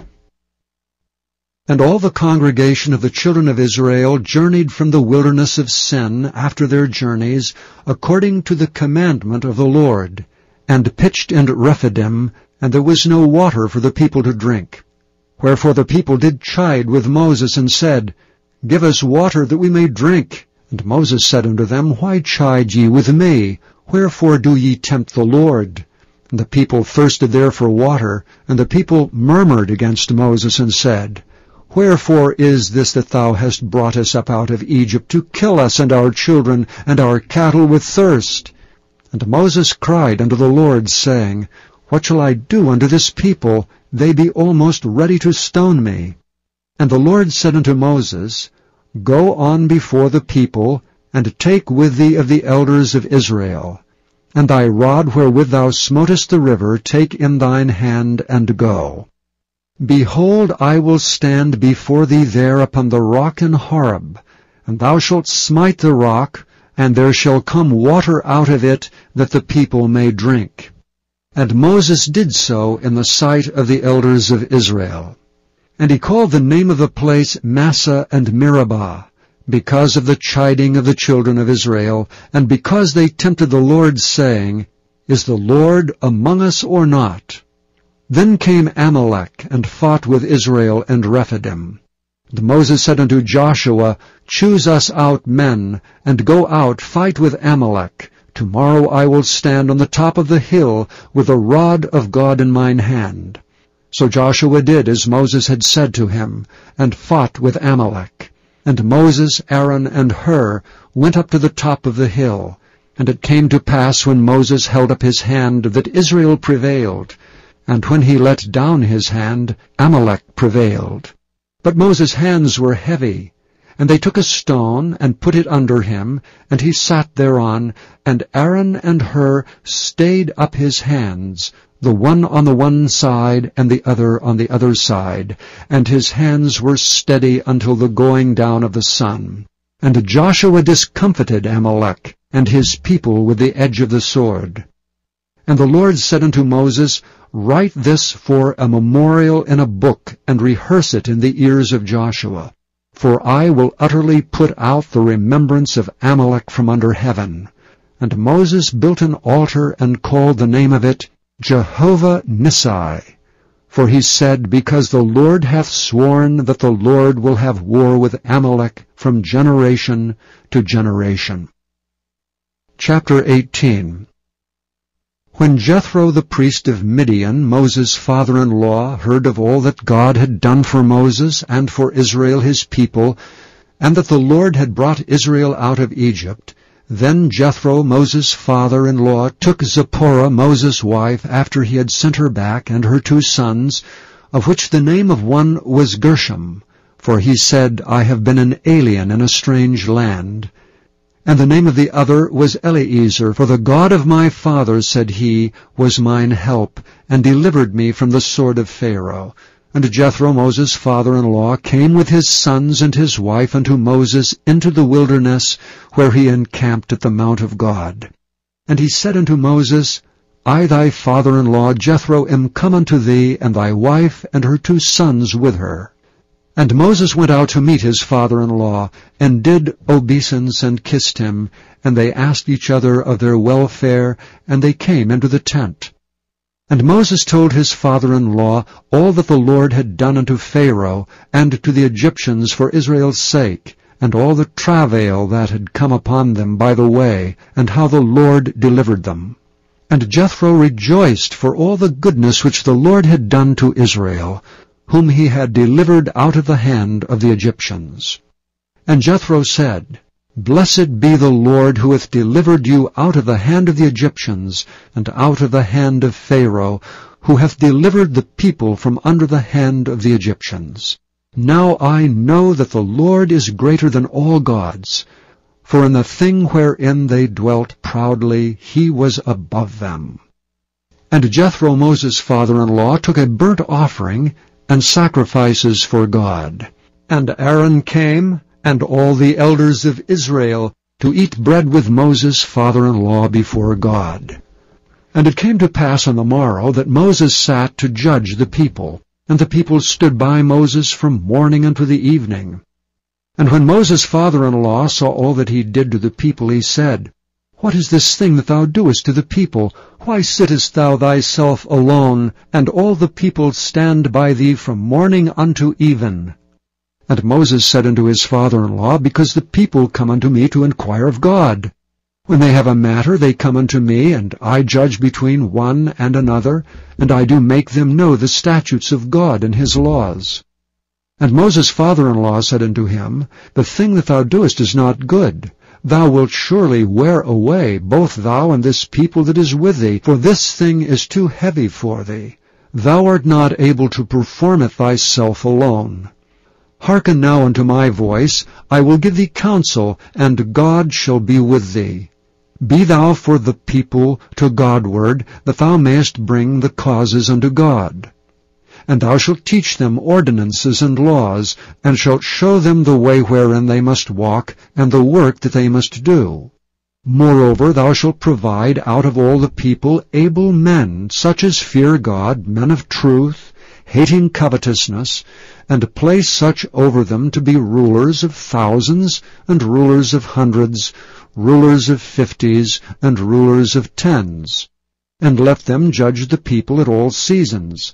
And it shall be that every great matter they shall bring unto thee, but every small matter they shall judge. So shall it be easier for thyself, and they shall bear the burdens with thee. If thou shalt do this thing, and God command thee so, then thou shalt be able to endure, and all this people shall also go to their place in peace. So Moses hearkened to the voice of his father-in-law, and did all that he had said. And Moses chose able men out of all Israel, and made them heads over the people, rulers of thousands, rulers of hundreds, rulers of 50s, and rulers of 10s. And they judged the people at all seasons. The hard causes they brought unto Moses, but every small matter they judged themselves.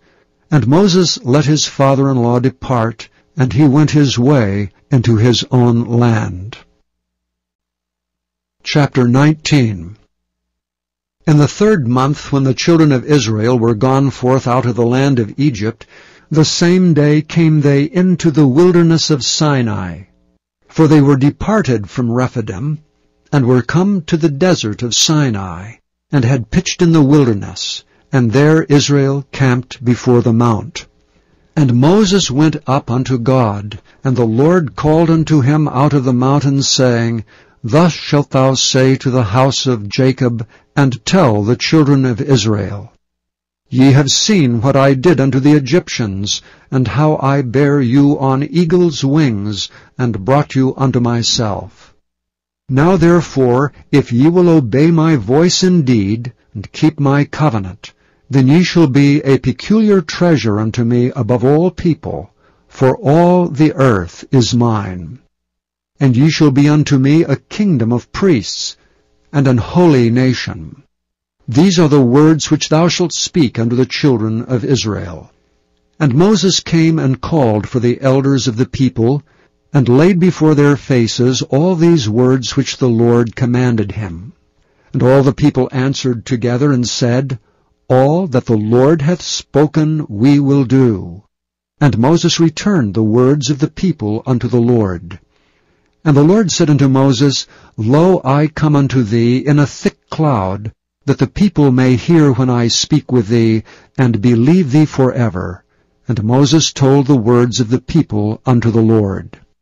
And the Lord said unto Moses, Go unto the people, and sanctify them today and tomorrow, and let them wash their clothes, and be ready against the third day. For the third day the Lord will come down in the sight of the people upon Mount Sinai.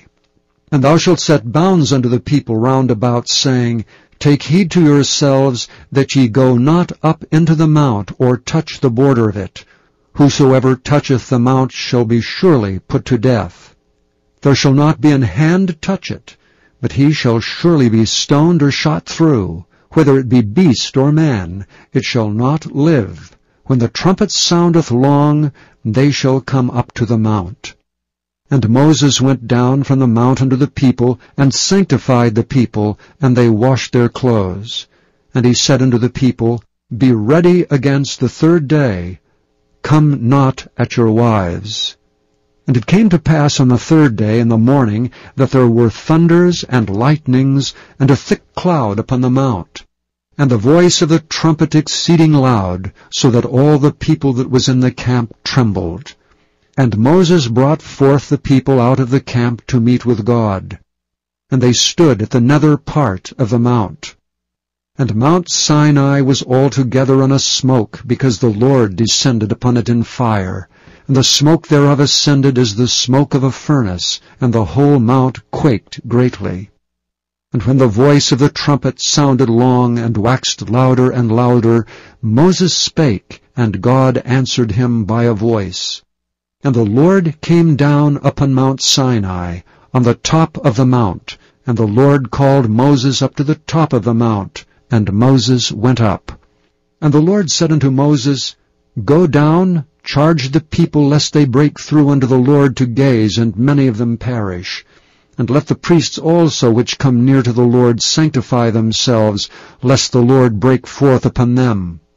And Moses said unto the Lord, The people cannot come up to Mount Sinai, for thou chargedst us, saying, Set bounds about the mount, and sanctify it.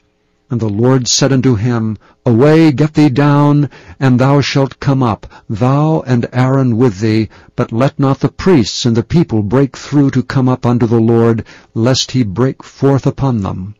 So Moses went down unto the people, and spake unto them. Chapter 20. And God spake all these words, saying, I am the Lord thy God, which hath brought thee out of the land of Egypt, out of a house of bondage. Thou shalt have no other gods before me. Thou shalt not make unto thee any graven image, or any likeness of anything that is in heaven above, or that is in the earth beneath, or that is in the water under the earth.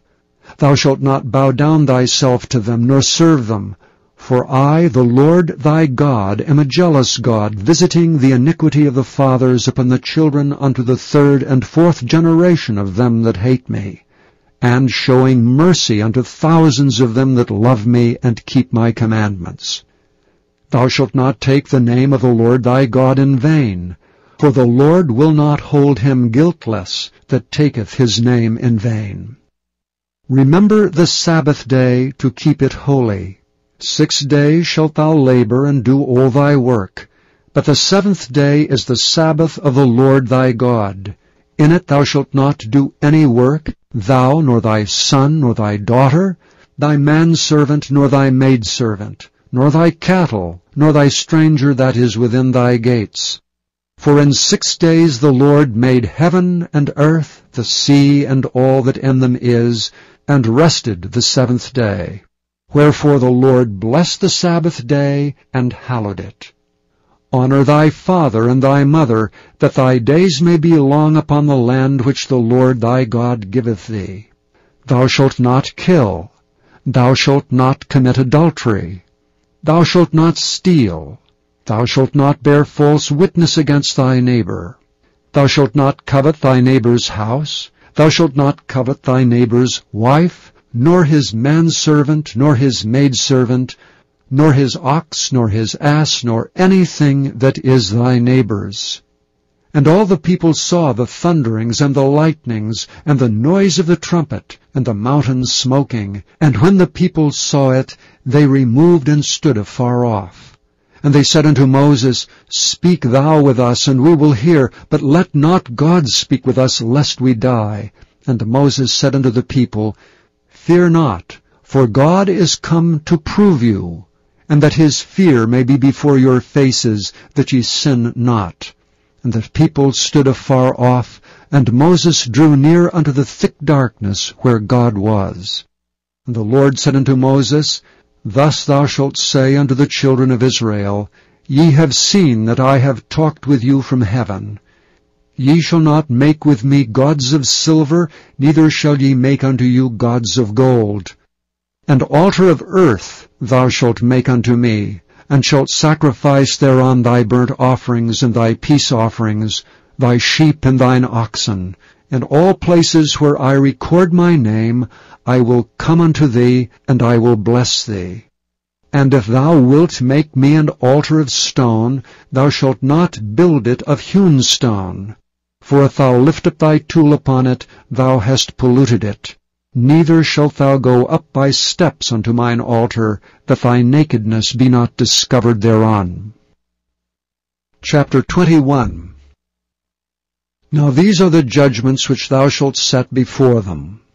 If thou buy an Hebrew servant, 6 years he shall serve, and in the 7th he shall go out free for nothing.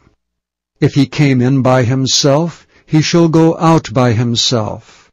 If he were married, then his wife shall go out with him. If his master have given him a wife, and she have borne him sons or daughters, the wife and her children shall be her master's, and he shall go out by himself. And if thy servant shall plainly say, I love my master, my wife, and my children, I will not go out free, then his master shall bring him unto the judges. He shall also bring him to the door, or unto the doorpost, and his master shall bore his ear through with an awl, and he shall serve him forever. And if a man sell his daughter to be a maidservant, she shall not go out as the men's servants do. If she please not her master, who hath betrothed her to himself, then shall he let her be redeemed. To sell her unto a strange nation he shall have no power, seeing he hath dealt deceitfully with her. And if he hath betrothed her unto his son, he shall deal with her after the manner of daughters.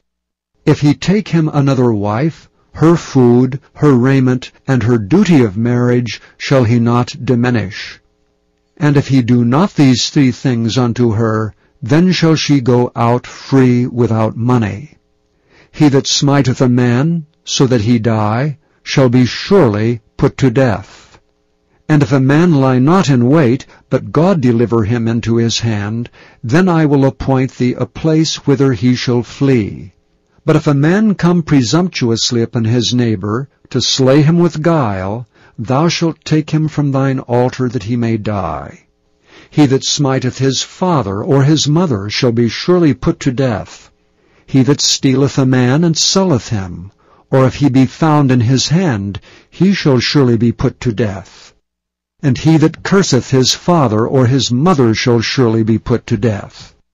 And if men strive together, and one smite another with a stone or with his fist, and he die not, but keepeth his bed, if he rise again, and walk abroad upon his staff, then shall he that smote him be quit.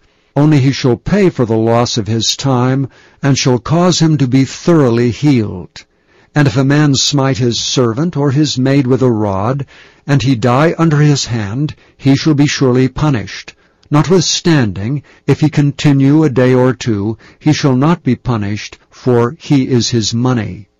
If men strive and hurt a woman with child, so that her fruit depart from her, and yet no mischief follow, he shall be surely punished according as the woman's husband will lay upon him, and he shall pay as the judges determine.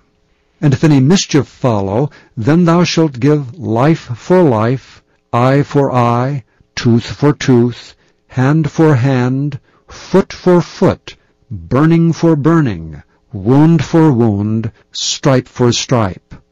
And if a man smite the eye of his servant or the eye of his maid, that it perish, he shall let him go free for his eye's sake. And if he smite out his manservant's tooth, or his maidservant's tooth, he shall let him go free for his tooth's sake. If an ox gore a man or a woman that they die, then the ox shall be surely stoned, and his flesh shall not be eaten, but the owner of the ox shall be quit. But if the ox were wont to push with his horn in time past, and it hath been testified to his owner, and he hath not kept him in, but that he hath killed a man or a woman, the ox shall be stoned, and his owner also shall be put to death. If there be laid on him a sum of money, then he shall give for the ransom of his life whatsoever is laid upon him. Whether he have gored a son, or have gored a daughter, according to this judgment shall it be done unto him. If the ox shall push a man's servant or a maid's servant, he shall give unto their master 30 shekels of silver, and the ox shall be stoned. And if a man shall open a pit, or if a man shall dig a pit and not cover it, and an ox or an ass fall therein, the owner of the pit shall make it good, and give money unto the owner of them, and the dead beast shall be his. And if one man's ox hurt another's that he die, then they shall sell the live ox, and divide the money of it, and the dead ox also they shall divide. Or if it be known that the ox hath used to push in time past, and his owner hath not kept him in, he shall surely pay ox for ox, and the dead shall be his own. Chapter 22. If a man shall steal an ox or a sheep, and kill it or sell it, he shall restore 5 oxen for an ox, and 4 sheep for a sheep. If a thief be found breaking up, and be smitten that he die, there shall no blood be shed for him. If the sun be risen upon him, there shall be blood shed for him, for he should make full restitution. If he have nothing, then he shall be sold for his theft. If the theft be certainly found in his hand alive, whether it be ox or ass or sheep, he shall restore double. If a man shall cause a field or vineyard to be eaten, and shall put in his beast, and shall feed in another man's field, of the best of his own field, and of the best of his own vineyard, shall he make restitution. If fire break out, and catch in the thorns, so that the stacks of corn, or the standing corn, or the field be consumed therewith, he that kindled the fire shall surely make restitution. If a man shall deliver unto his neighbor money or stuff to keep, and it be stolen out of the man's house, if the thief be found, let him pay double. If the thief be not found, then the master of the house shall be brought unto the judges, to see whether he have put his hand unto his neighbor's goods. For all manner of trespass, whether it be for ox, for ass, for sheep, for raiment, or for any manner of lost thing, which another challengeth to be his, the cause of both parties shall come before the judges, and whom the judges shall condemn, he shall pay double unto his neighbor. If a man deliver unto his neighbor an ass, or an ox, or a sheep, or any beast to keep, and it die or be hurt, or driven away, no man seeing it, then shall an oath of the Lord between them both, that he hath not put his hand unto his neighbor's goods, and the owner of it shall accept thereof, and he shall not make it good. And if it be stolen from him, he shall make restitution unto the owner thereof. If it be torn in pieces, then let him bring it for witness, and he shall not make good that which was torn. And if a man borrow aught of his neighbor, and it be hurt, or die, the owner thereof being not with it, he shall surely make it good. But if the owner thereof be with it, he shall not make it good. If it be an hired thing, it came for his hire. And if a man entice a maid that is not betrothed, and lie with her, he shall surely endow her to be his wife. If her father utterly refuse to give her unto him, he shall pay money according to the dowry of virgins. Thou shalt not suffer a witch to live. Whosoever lieth with a beast shall surely be put to death. He that sacrificeth unto any god save unto the Lord only, he shall be utterly destroyed. Thou shalt neither vex a stranger, nor oppress him, for ye were strangers in the land of Egypt. Ye shall not afflict any widow or fatherless child. If thou afflict them in any wise, and they cry at all unto me, I will surely hear their cry. And my wrath shall wax hot, and I will kill you with the sword, and your wives shall be widows, and your children fatherless. If thou lend money to any of my people that is poor by thee, thou shalt not be to him as an usurer, neither shalt thou lay upon him usury. If thou at all take thy neighbor's raiment to pledge, thou shalt deliver it unto him by that the sun goeth down. For that is his covering only, it is his raiment for his skin. Wherein shall he sleep? And it shall come to pass when he crieth unto me that I will hear, for I am gracious. Thou shalt not revile the gods, nor curse the ruler of thy people. Thou shalt not delay to offer the first of thy ripe fruits and of thy liquors, the firstborn of thy sons shalt thou give unto me. Likewise shalt thou do with thine oxen and with thy sheep. 7 days it shall be with his dam, and on the 8th day thou shalt give it me. And ye shall be holy men unto me. Neither shall ye eat any flesh that is torn of beasts in the field, ye shall cast it to the dogs. Chapter 23. Thou shalt not raise a false report. Put not thine hand with the wicked, to be an unrighteous witness. Thou shalt not follow a multitude to do evil, neither shalt thou speak in a cause to decline after many to wrest judgment. Neither shalt thou countenance a poor man in his cause. If thou meet thine enemy's ox or his ass going astray, thou shalt surely bring it back to him again. If thou see the ass of him that hateth thee lying under his burden, and wouldst forbear to help him, thou shalt surely help with him. Thou shalt not wrest the judgment of thy poor in his cause. Keep thee far from a false matter, and the innocent and righteous slay thou not, for I will not justify the wicked. And thou shalt take no gift, for the gift blindeth the wise, and perverteth the words of the righteous. Also thou shalt not oppress a stranger, for ye know the heart of a stranger, seeing ye were strangers in the land of Egypt. And 6 years thou shalt sow thy land, and shalt gather in the fruits thereof. But the 7th year thou shalt let it rest and lie still, that the poor of thy people may eat. And what they leave, the beasts of the field shall eat. In like manner thou shalt deal with thy vineyard and with thy oliveyard. 6 days thou shalt do thy work, and on the 7th day thou shalt rest, that thine ox and thine ass may rest, and the son of thy handmaid and the stranger may be refreshed.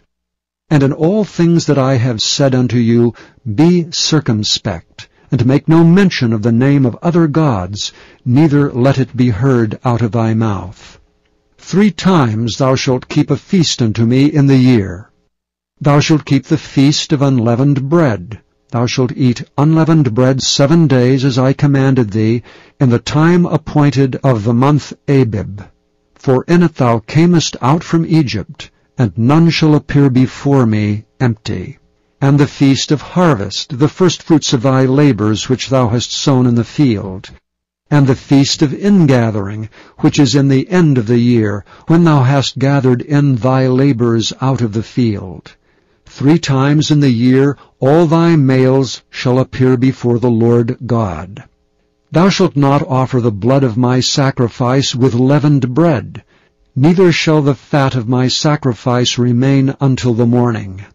The first of the firstfruits of thy land thou shalt bring into the house of the Lord thy God. Thou shalt not seethe a kid in his mother's milk. Behold, I send an angel before thee, to keep thee in the way, and to bring thee into the place which I have prepared. Beware of him, and obey his voice. Provoke him not, for he will not pardon your transgressions, for my name is in him. But if thou shalt indeed obey his voice, and do all that I speak, then I will be an enemy unto thine enemies, and an adversary unto thine adversaries. For mine angel shall go before thee, and bring thee unto the Amorites, and the Hittites, and the Perizzites, and the Canaanites, and the Hivites, and the Jebusites, and I will cut them off. Thou shalt not bow down to their gods, nor serve them, nor do after their works, but thou shalt utterly overthrow them, and quite break down their images. And ye shall serve the Lord your God, and he shall bless thy bread and thy water, and I will take sickness away from the midst of thee. There shall nothing cast their young, nor be barren in thy land. The number of thy days I will fulfill. I will send my fear before thee, and will destroy all the people to whom thou shalt come, and I will make all thine enemies turn their backs unto thee. And I will send hornets before thee, which shall drive out the Hivite, the Canaanite, and the Hittite from before thee. And I will not drive them out from before thee in 1 year, lest the land become desolate, and the beast of the field multiply against thee. By little and little I will drive them out from before thee, until thou be increased and inherit the land. And I will set thy bounds from the Red Sea, even unto the sea of the Philistines, and from the desert unto the river. For I will deliver the inhabitants of the land into your hand, and thou shalt drive them out before thee. Thou shalt make no covenant with them, nor with their gods. They shall not dwell in thy land, lest they make thee sin against me.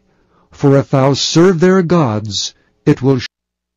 Chapter 24. And he said unto Moses, Come up unto the Lord, thou and Aaron, Nadab and Abihu, and 70 of the elders of Israel, and worship ye afar off. And Moses alone shall come near the Lord, but they shall not come nigh, neither shall the people go up with him. And Moses came and told the people all the words of the Lord, and all the judgments. And all the people answered with one voice, and said, All the words which the Lord hath said we will do. And Moses wrote all the words of the Lord, and rose up early in the morning, and builded an altar under the hill, and 12 pillars, according to the 12 tribes of Israel. And he sent young men of the children of Israel, which offered burnt offerings, and sacrificed peace offerings of oxen unto the Lord. And Moses took half of the blood, and put it in basins, and half of the blood he sprinkled on the altar. And he took the book of the covenant, and read in the audience of the people. And they said, All that the Lord hath said, we will do, and be obedient. And Moses took the blood, and sprinkled it on the people, and said, Behold the blood of the covenant, which the Lord hath made with you concerning all these words. Then went up Moses, and Aaron, Nadab, and Abihu, and 70 of the elders of Israel. And they saw the God of Israel, and there was under his feet as it were a paved work of a sapphire stone, and as it were the body of heaven in his clearness. And upon the nobles of the children of Israel he laid not his hand. Also they saw God, and did eat and drink. And the Lord said unto Moses, Come up to me into the mount, and be there. And I will give thee tables of stone, and the law and commandments which I have written, that thou mayest teach them. And Moses rose up, and his minister Joshua. And Moses went up into the mount of God. And he said unto the elders, Tarry ye here for us, until we come again unto you. And behold, Aaron and Hur are with you. If any man have any matters to do, let him come unto them. And Moses went up into the mount, and a cloud covered the mount. And the glory of the Lord abode upon Mount Sinai, and the cloud covered it 6 days. And the 7th day he called unto Moses out of the midst of the cloud. And the sight of the glory of the Lord was like devouring fire on the top of the mount in the eyes of the children of Israel. And Moses went into the midst of the cloud, and gat him up into the mount. And Moses was in the mount 40 days and 40 nights. Chapter 25. And the Lord spake unto Moses, saying, Speak unto the children of Israel, that they bring me an offering. Of every man that giveth it willingly with his heart, ye shall take my offering. And this is the offering which ye shall take of them, gold and silver and brass, and blue, and purple, and scarlet, and fine linen, and goat's hair, and ram's skins dyed red, and badger's skins, and shittim wood, oil for the light, spices for anointing oil, and for sweet incense, onyx stones and stones to be set in the ephod and in the breastplate. And let them make me a sanctuary, that I may dwell among them.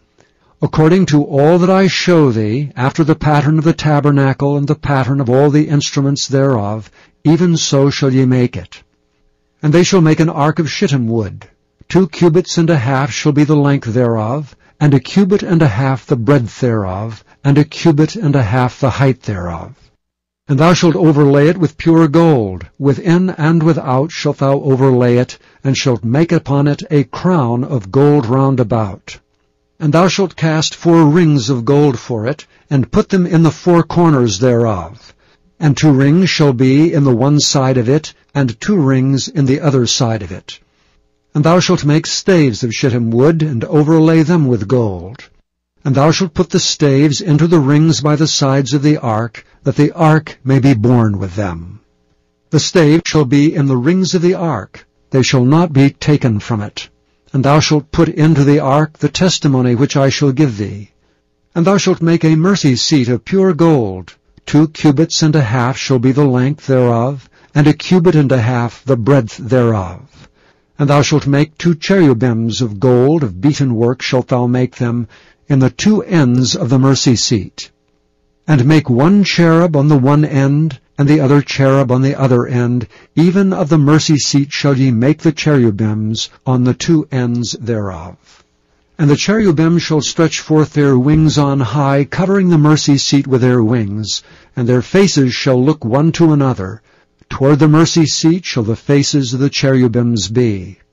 And thou shalt put the mercy seat above upon the ark, and in the ark thou shalt put the testimony that I shall give thee. And there I will meet with thee, and I will commune with thee from above the mercy seat, from between the 2 cherubims which are upon the ark of the testimony, of all things which I will give thee in commandment unto the children of Israel. Thou shalt also make a table of shittim wood, 2 cubits shall be the length thereof, and 1 cubit the breadth thereof, and 1 cubit and a half the height thereof.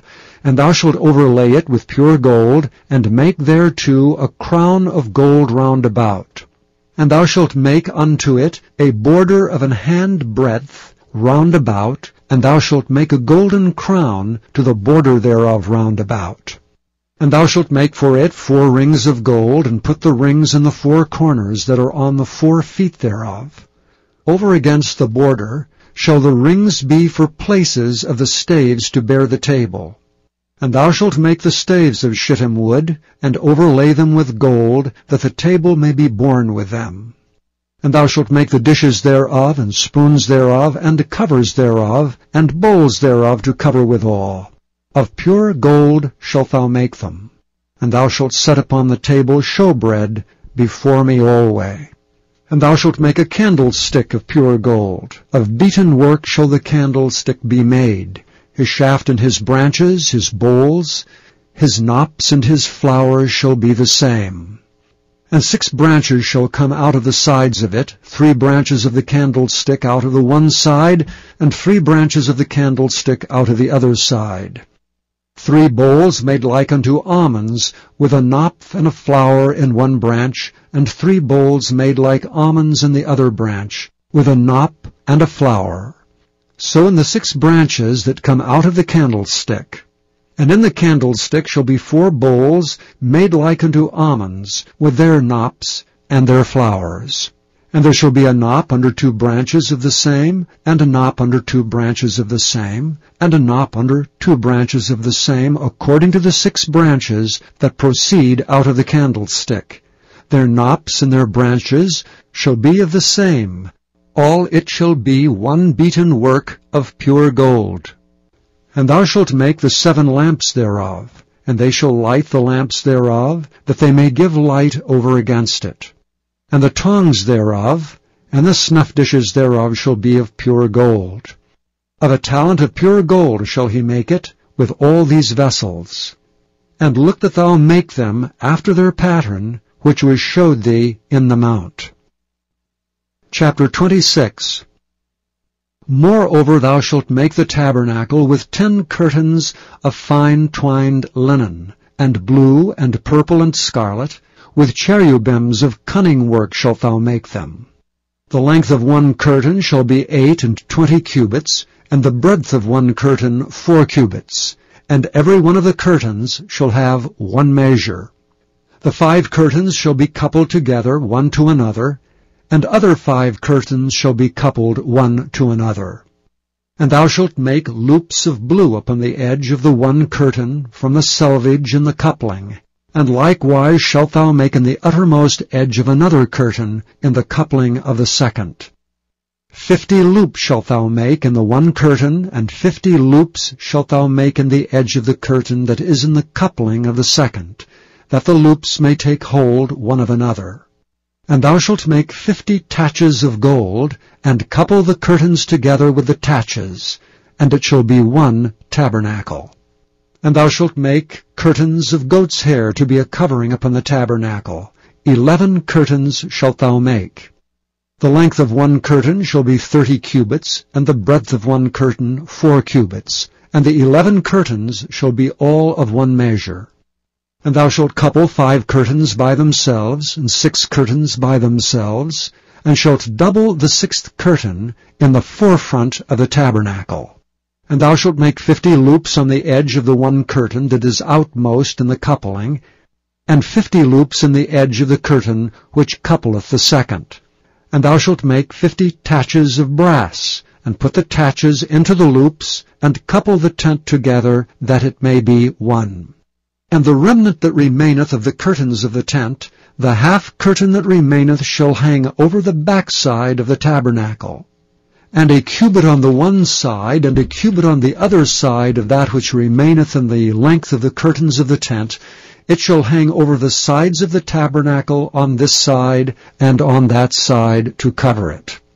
And thou shalt make a covering for the tent of ram's skins dyed red, and a covering above of badger's skins. And thou shalt make boards for the tabernacle of shittim wood standing up. 10 cubits shall be the length of a board, and a cubit and a half shall be the breadth of one board. 2 tenons shall there be in one board, set in order one against another. Thus shalt thou make for all the boards of the tabernacle. And thou shalt make the boards for the tabernacle, 20 boards on the south side southward. And thou shalt make 40 sockets of silver under the 20 boards, 2 sockets under one board for his 2 tenons, and 2 sockets under another board for his 2 tenons. And for the second side of the tabernacle, on the north side, there shall be 20 boards. And there 40 sockets of silver, 2 sockets under one board, and 2 sockets under another board. And for the sides of the tabernacle westward thou shalt make 6 boards, and 2 boards shalt thou make for the corners of the tabernacle in the 2 sides. And they shall be coupled together beneath, and they shall be coupled together above the head of it unto one ring. Thus shall it be for them both. They shall be for the 2 corners. And they shall be 8 boards, and their sockets of silver, 16 sockets, 2 sockets under one board, and 2 sockets under another board. And thou shalt make bars of shittim wood, 5 for the boards of one side of the tabernacle, and 5 bars for the boards of the other side of the tabernacle, and 5 bars for the boards of the side of the tabernacle, for the 2 sides westward. And the middle bar in the midst of the boards shall reach from end to end. And thou shalt overlay the boards with gold, and make their rings of gold for places for the bars. And thou shalt overlay the bars with gold. And thou shalt rear up the tabernacle according to the fashion thereof which was showed thee in the mount. And thou shalt make a veil of blue and purple and scarlet and fine twined linen of cunning work, with cherubims shall it be made. And thou shalt hang it upon 4 pillars of shittim wood overlaid with gold. Their hooks shall be of gold upon the 4 sockets of silver. And thou shalt hang up the veil under the taches, that thou mayest bring in thither within the veil the ark of the testimony, and the veil shall divide unto you between the holy place and the most holy. And thou shalt put the mercy seat upon the ark of the testimony in the most holy place. And thou shalt set the table without the veil, and the candlestick over against the table on the side of the tabernacle toward the south. And thou shalt put the table on the north side. And thou shalt make an hanging for the door of the tent of blue and purple and scarlet and fine-twined linen wrought with needlework. And thou shalt make for the hanging 5 pillars of shittim wood, and overlay them with gold. And their hooks shall be of gold, and thou shalt cast 5 sockets of brass for them. Chapter 27. And thou shalt make an altar of shittim wood, 5 cubits long and 5 cubits broad. The altar shall be 4 square, and the height thereof shall be 3 cubits. And thou shalt make the horns of it upon the 4 corners thereof. His horns shall be of the same, and thou shalt overlay it with brass. And thou shalt make his pans to receive his ashes, and his shovels, and his basins, and his fleshhooks, and his firepans. All the vessels thereof thou shalt make of brass. And thou shalt make for it a grate of network of brass. And upon the net shalt thou make 4 brazen rings in the 4 corners thereof. And thou shalt put it under the compass of the altar beneath, that the net may be even to the midst of the altar. And thou shalt make staves for the altar, staves of shittim wood, and overlay them with brass. And the stave shall be put into the rings, and the stave shall be upon the 2 sides of the altar to bear it. Hollow with boards shalt thou make it, as it was showed thee in the mount, so shall they make it. And thou shalt make the court of the tabernacle. For the south side southward there shall be hangings for the court of fine-twined linen of 100 cubits long for one side. And the 20 pillars thereof and their 20 sockets shall be of brass. The hooks of the pillars and their fillets shall be of silver. And likewise for the north side in length there shall be hangings of 100 cubits long, and his 20 pillars and their 20 sockets of brass. The hooks of the pillars and their fillets of silver. And for the breadth of the court on the west side shall be hangings of 50 cubits, their pillars 10, and their sockets 10. And the breadth of the court on the east side eastward shall be 50 cubits. The hangings of one side of the gate shall be 15 cubits, their pillars 3, and their sockets 3. And on the other side shall be hangings 15 cubits, their pillars 3, and their sockets 3. And for the gate of the court shall be an hanging of 20 cubits of blue and purple and scarlet, and fine-twined linen, wrought with needlework, and their pillars shall be 4, and their sockets 4. All the pillars round about the court shall be filleted with silver, their hooks shall be of silver, and their sockets of brass. The length of the court shall be 100 cubits, and the breadth 50 everywhere, and the height 5 cubits of fine-twined linen, and their sockets of brass. All the vessels of the tabernacle, and all the service thereof, and all the pins thereof, and all the pins of the court shall be of brass. And thou shalt command the children of Israel that they bring thee pure oil olive beaten for the light, to cause the lamp to burn always. In the tabernacle of the congregation without the veil, which is before the testimony, Aaron and his sons shall order it from evening to morning before the Lord. It shall be a statute forever unto their generations on the behalf of the children of Israel. Chapter 28. And take thou unto thee Aaron thy brother, and his sons with him, from among the children of Israel, that he may minister unto me in the priest's office, even Aaron, Nadab, and Abihu, Eleazar, and Ithamar, Aaron's sons. And thou shalt make holy garments for Aaron thy brother, for glory and for beauty. And thou shalt speak unto all that are wise-hearted, whom I have filled with the spirit of wisdom, that they may make Aaron's garments to consecrate him, that he may minister unto me in the priest's office.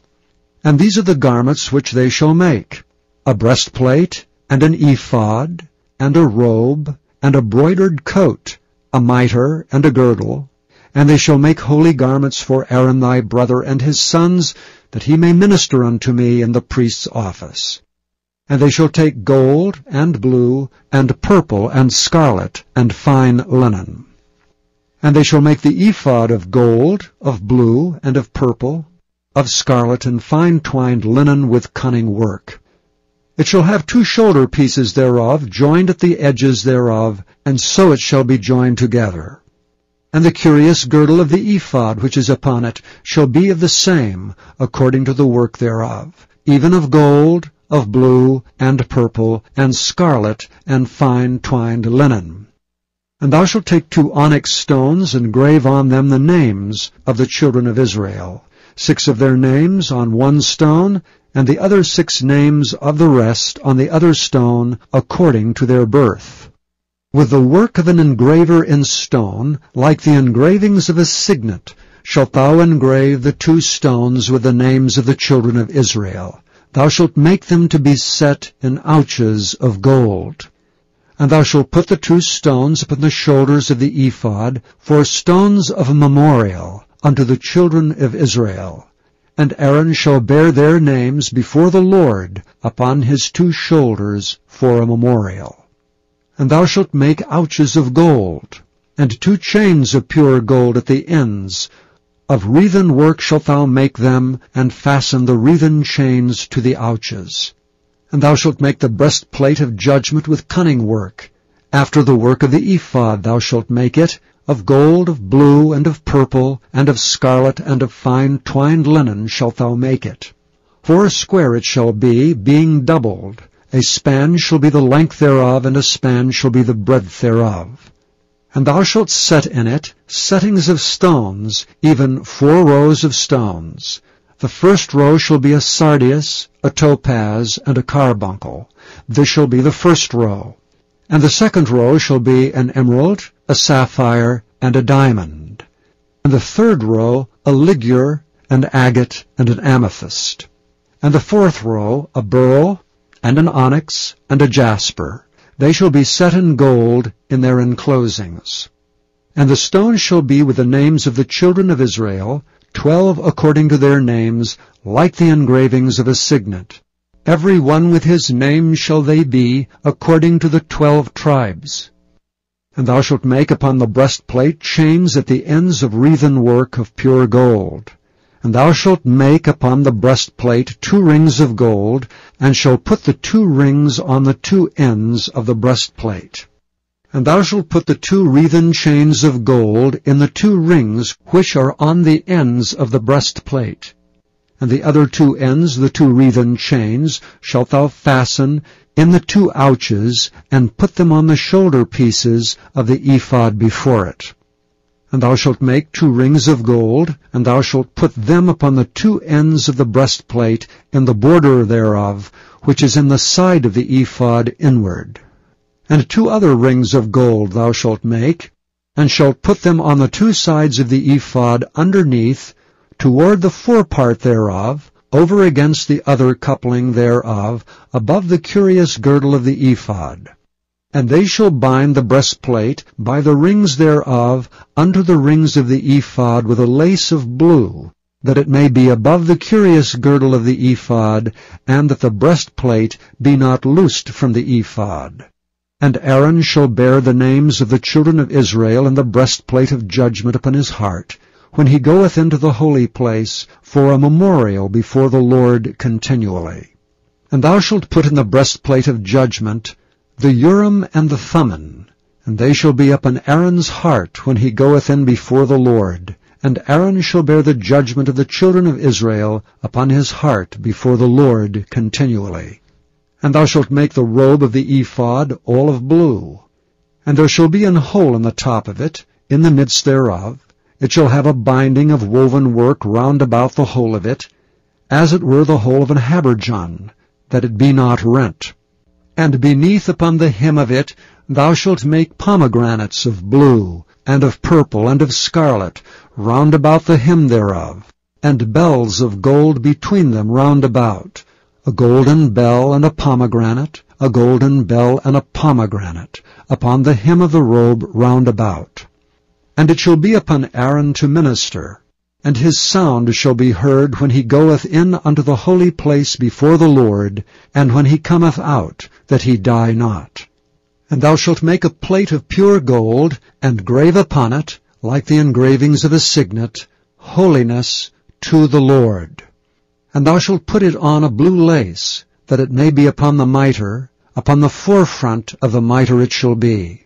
And it shall be upon Aaron's forehead, that Aaron may bear the iniquity of the holy things, which the children of Israel shall hallow in all their holy gifts.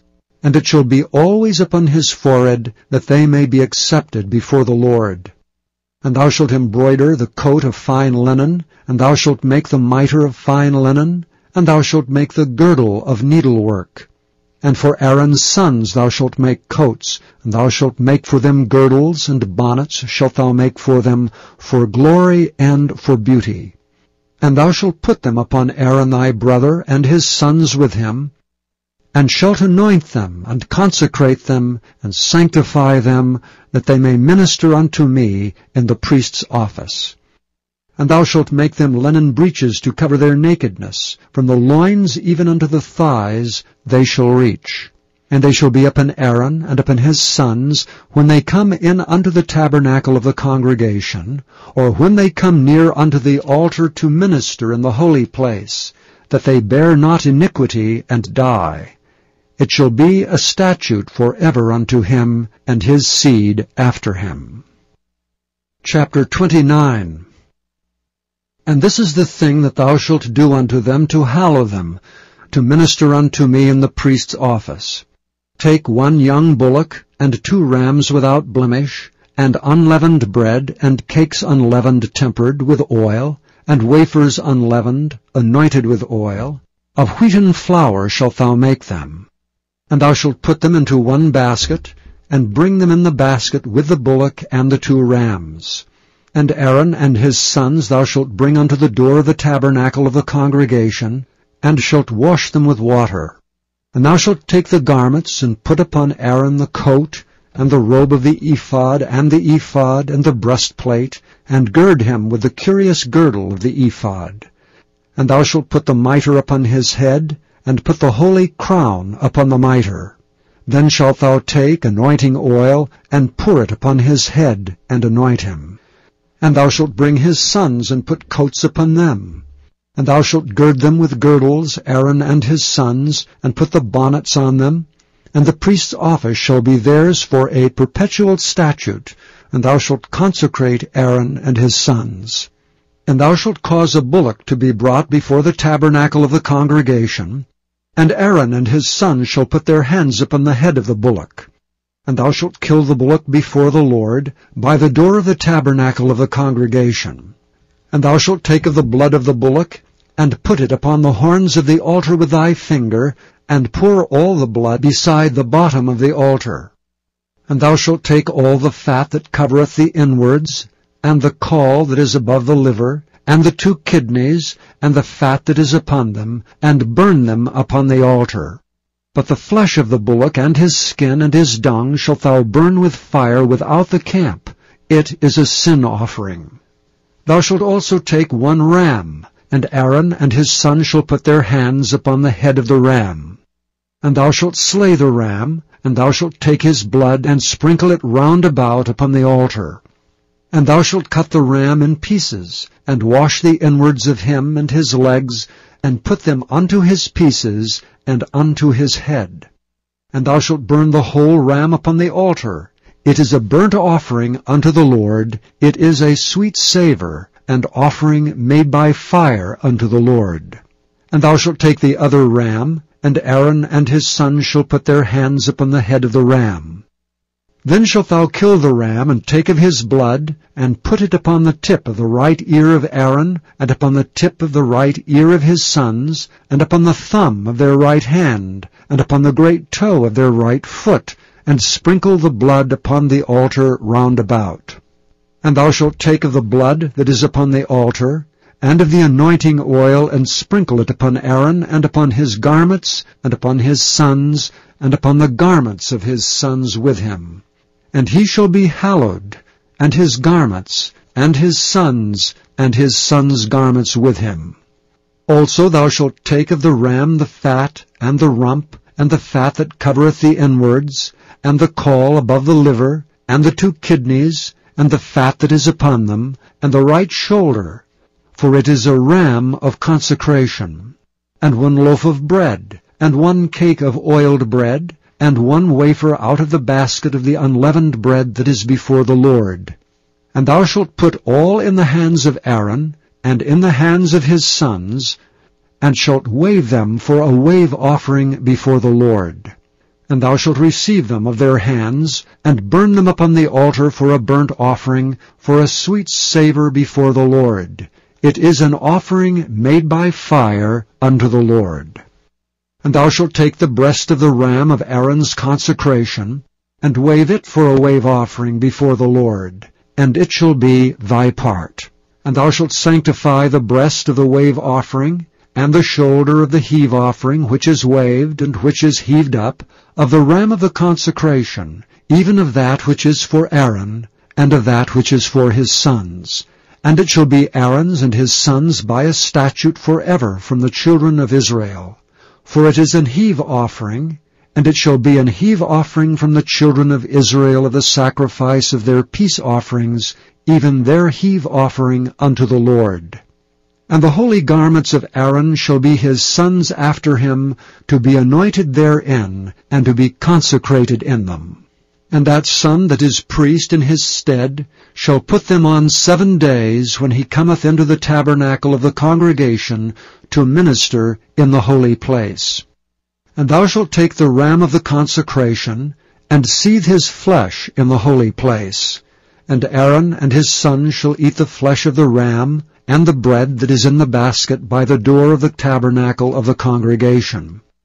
And they shall eat those things wherewith the atonement was made, to consecrate and to sanctify them.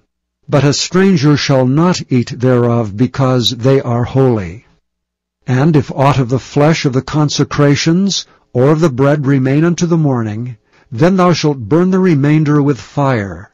It shall not be eaten, because it is holy. And thus shalt thou do unto Aaron, and to his sons, according to all things which I have commanded thee. 7 days shalt thou consecrate them. And thou shalt offer every day a bullock for a sin offering for atonement. And thou shalt cleanse the altar, when thou hast made an atonement for it, and thou shalt anoint it to sanctify it. 7 days thou shalt make an atonement for the altar, and sanctify it, and it shall be an altar most holy. Whatsoever toucheth the altar shall be holy. Now this is that which thou shalt offer upon the altar, 2 lambs of the first year, day by day, continually. The 1 lamb thou shalt offer in the morning, and the other lamb thou shalt offer at even. And with the 1 lamb 1/10 deal of flour mingled with the 4th part of an hin of beaten oil, and the 4th part of an hin of wine for a drink offering. And the other lamb thou shalt offer at even, and shalt do thereto according to the meat offering of the morning, and according to the drink offering thereof, for a sweet savour, and offering made by fire unto the Lord. There shall be a continual burnt offering throughout your generations at the door of the tabernacle of the congregation before the Lord, where I will meet you to speak there unto thee. And there I will meet with the children of Israel, and the tabernacle shall be sanctified by my glory. And I will sanctify the tabernacle of the congregation and the altar. I will sanctify also both Aaron and his sons to minister to me in the priest's office. And I will dwell among the children of Israel, and will be their God. And they shall know that I am the Lord their God, that brought them forth out of the land of Egypt, that I may dwell among them. I am the Lord their God. Chapter 30. And thou shalt make an altar to burn incense upon. Of shittim wood shalt thou make it. A cubit shall be the length thereof, and a cubit the breadth thereof. 4 square shall it be, and 2 cubits shall be the height thereof. The horns thereof shall be of the same. And thou shalt overlay it with pure gold. the top thereof, and the sides thereof round about, and the horns thereof. And thou shalt make unto it a crown of gold round about. And 2 golden rings shalt thou make to it under the crown of it. By the 2 corners thereof, upon the 2 sides of it shalt thou make it, and they shall be for places for the staves to bear it withal. And thou shalt make the staves of shittim wood, and overlay them with gold. And thou shalt put it before the veil, that is by the ark of the testimony, before the mercy seat that is over the testimony, where I will meet with thee. And Aaron shall burn thereon sweet incense every morning. When he dresseth the lamps, he shall burn incense upon it. And when Aaron lighteth the lamps at even, he shall burn incense upon it, a perpetual incense before the Lord throughout your generations. You shall offer no strange incense thereon, nor burnt sacrifice, nor meat offering, neither shall ye pour drink offering thereon.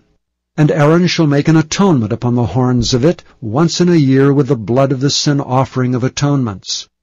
Once in the year shall he make atonement upon it throughout your generations. It is most holy unto the Lord. And the Lord spake unto Moses, saying, When thou takest the sum of the children of Israel after their number, then shall they give every man a ransom for his soul unto the Lord, when thou numberest them, that there be no plague among them when thou numberest them. This they shall give every one that passeth among them that are numbered, half a shekel after the shekel of the sanctuary. A shekel is 20 gerahs, and half shekel shall be the offering of the Lord. Every one that passeth among them that are numbered from 20 years old and above shall give an offering unto the Lord. The rich shall not give more, and the poor shall not give less than half a shekel, when they give an offering unto the Lord, to make an atonement for your souls. And thou shalt take the atonement money of the children of Israel, and shalt appoint it for the service of the tabernacle of the congregation, that it may be a memorial unto the children of Israel before the Lord, to make an atonement for your souls. And the Lord spake unto Moses, saying, Thou shalt also make a laver of brass, and his foot also of brass, to wash withal. And thou shalt put it between the tabernacle of the congregation and the altar, and thou shalt put water therein. For Aaron and his sons shall wash their hands and their feet thereat. When they go into the tabernacle of the congregation, they shall wash with water, that they die not, or when they come near to the altar to minister to burn offering made by fire unto the Lord. So they shall wash their hands and their feet, that they die not. And it shall be a statute forever to them, even to him and to his seed throughout their generations. Moreover the Lord spake unto Moses, saying, Take thou also unto thee principal spices of pure myrrh, 500 shekels, and of sweet cinnamon half so much, even 250 shekels, and of sweet calamus 250 shekels, and of cassia 500 shekels, after the shekel of the sanctuary, and of oil olive an hin. And thou shalt make it an oil of holy ointment, an ointment compound, after the art of the apothecary. It shall be an holy anointing oil. And thou shalt anoint the tabernacle of the congregation therewith, and the ark of the testimony, and the table and all his vessels, and the candlestick and his vessels, and the altar of incense, and the altar of burnt offering with all his vessels, and the laver and his foot. And thou shalt sanctify them, that they may be most holy. Whatsoever toucheth them shall be holy. And thou shalt anoint Aaron and his sons, and consecrate them, that they may minister unto me in the priest's office. And thou shalt speak unto the children of Israel, saying, This shall be an holy anointing oil unto me throughout your generations. Upon men's flesh shall it not be poured, neither shall ye make any other like it, after the composition of it. It is holy, and it shall be holy unto you. Whosoever compoundeth any like it, or whosoever putteth any of it upon a stranger, shall even be cut off from his people. And the Lord said unto Moses, Take unto thee sweet spices, stacte, and onycha, and galbanum, these sweet spices with pure frankincense. Of each shall there be a like weight. Thou shalt make it a perfume, a confection after the art of the apothecary, tempered together, pure and holy. Thou shalt beat some of it very small, and put of it before the testimony in the tabernacle of the congregation, where I will meet with thee. It shall be unto you most holy. And as for the perfume which thou shalt make, ye shall not make to yourselves according to the composition thereof. It shall be unto thee holy for the Lord. Whosoever shall make like unto that, to smell thereto, shall even be cut off from his people. Chapter 31.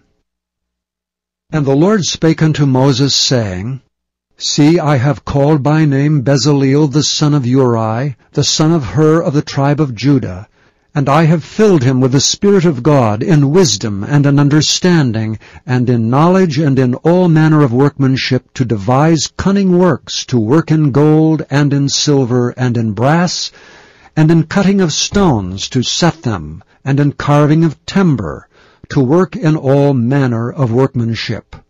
And I, behold, I have given with him Aholiab, the son of Ahisamach of the tribe of Dan. And in the hearts of all that are wise-hearted I have put wisdom, that they may make all that I have commanded thee, the tabernacle of the congregation, and the ark of the testimony, and the mercy seat that is thereupon, and all the furniture of the tabernacle, and the table and his furniture, and the pure candlestick with all his furniture, and the altar of incense, and the altar of burnt offering with all his furniture, and the laver and his foot, and the cloths of service, and the holy garments for Aaron and the priest, and the garments of his sons to minister in the priest's office, and the anointing oil, and sweet incense for the holy place. According to all that I have commanded thee shall they do.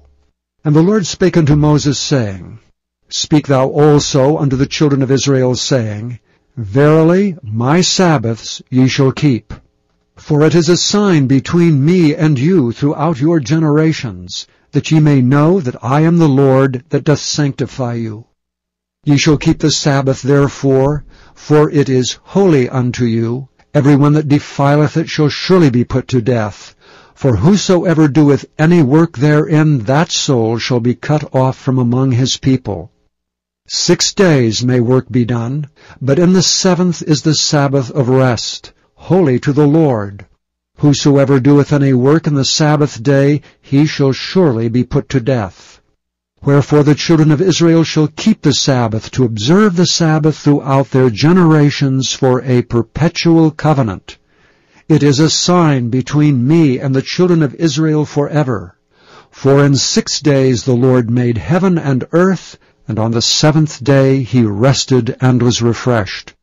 And he gave unto Moses, when he had made an end of communing with him upon Mount Sinai, 2 tables of testimony, tables of stone, written with the finger of God. Chapter 32.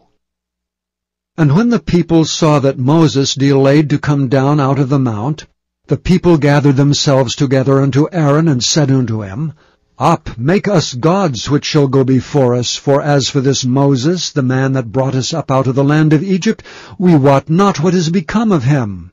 And Aaron said unto them, Break off the golden earrings which are in the ears of your wives, of your sons, and of your daughters, and bring them unto me.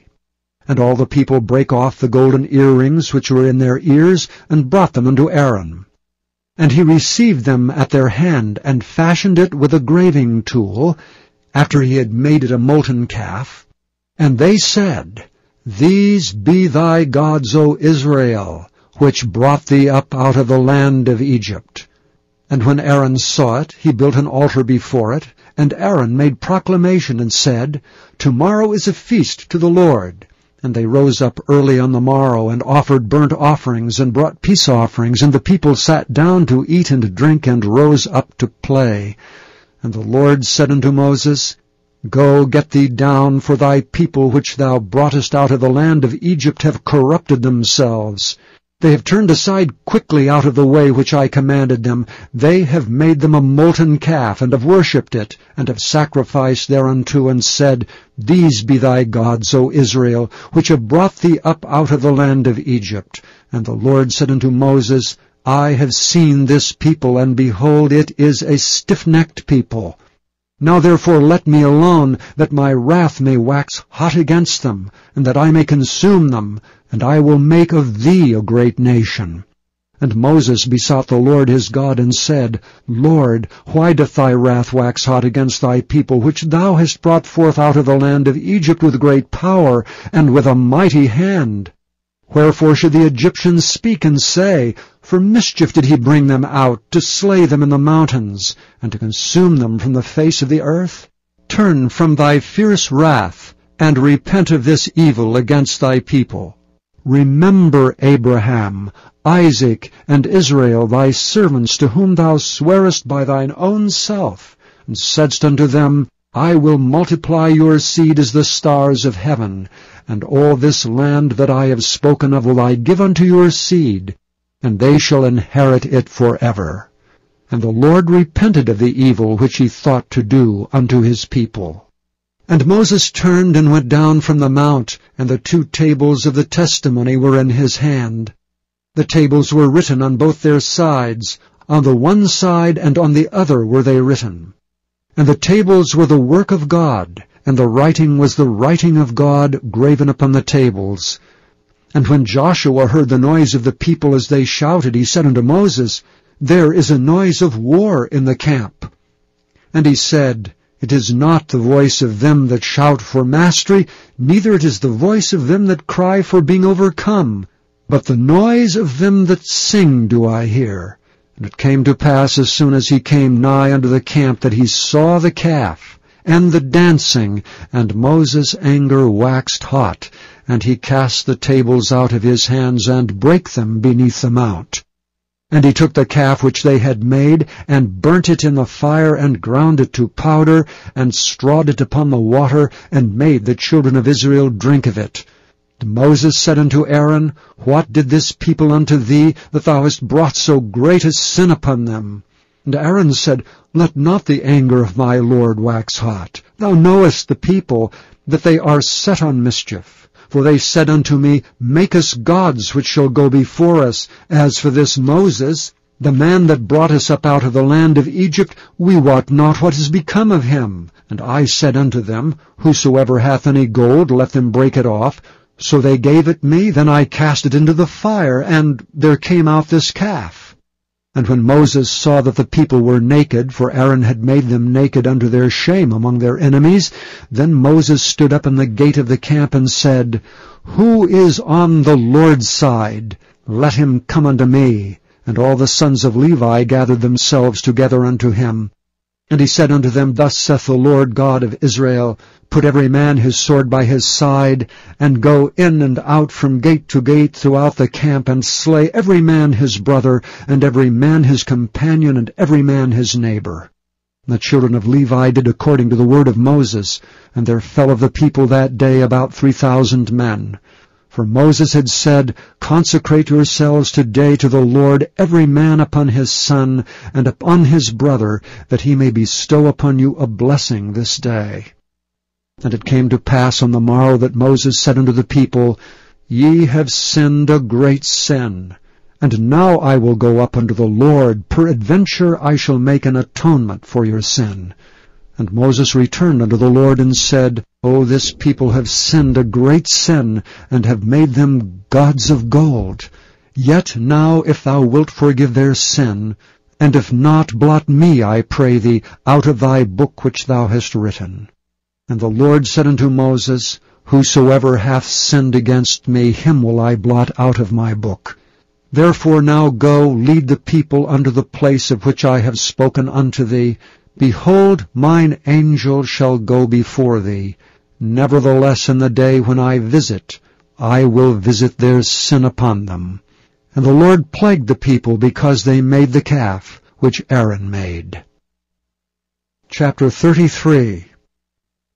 And the Lord said unto Moses, Depart, and go up hence, thou and the people which thou hast brought up out of the land of Egypt, unto the land which I swear unto Abraham, to Isaac, and to Jacob, saying, Unto thy seed will I give it.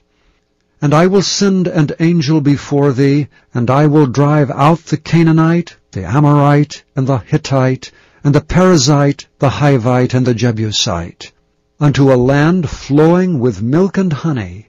For I will not go up in the midst of thee, for thou art a stiff-necked people, lest I consume thee in the way. And when the people heard these evil tidings, they mourned, and no man did put on him his ornaments. For the Lord had said unto Moses, Say unto the children of Israel, Ye are a stiff-necked people. I will come up into the midst of thee in a moment and consume thee. Therefore now put off thy ornaments from thee, that I may know what to do unto thee. And the children of Israel stripped themselves of their ornaments by the Mount Horeb. And Moses took the tabernacle and pitched it without the camp, afar off from the camp, and called it the tabernacle of the congregation. And it came to pass that every one which sought the Lord went out unto the tabernacle of the congregation, which was without the camp. And it came to pass, when Moses went out into the tabernacle, that all the people rose up and stood every man at his tent door, and looked after Moses until he was gone into the tabernacle. And it came to pass, as Moses entered into the tabernacle, the cloudy pillar descended, and stood at the door of the tabernacle, and the Lord talked with Moses. And all the people saw the cloudy pillar stand at the tabernacle door, and all the people rose up and worshipped, every man in his tent door. And the Lord spake unto Moses face to face, as a man speaketh unto his friend. And he turned again into the camp, but his servant Joshua the son of Nun, a young man, departed not out of the tabernacle. And Moses said unto the Lord, See, thou sayest unto me, Bring up this people, and thou hast not let me know whom thou wilt send with me. Yet thou hast said, I know thee by name, and thou hast also found grace in my sight. Now therefore I pray thee, if I have found grace in thy sight, show me now the way that I may know thee, that I may find grace in thy sight, and consider that this nation is thy people. And he said, My presence shall go with thee, and I will give thee rest. And he said unto him, If thy presence go not with me, carry us not up hence. For wherein shall it be known here that I and thy people have found grace in thy sight? Is it not in that thou goest with us? So shall we be separated, I and thy people, from all the people that are upon the face of the earth.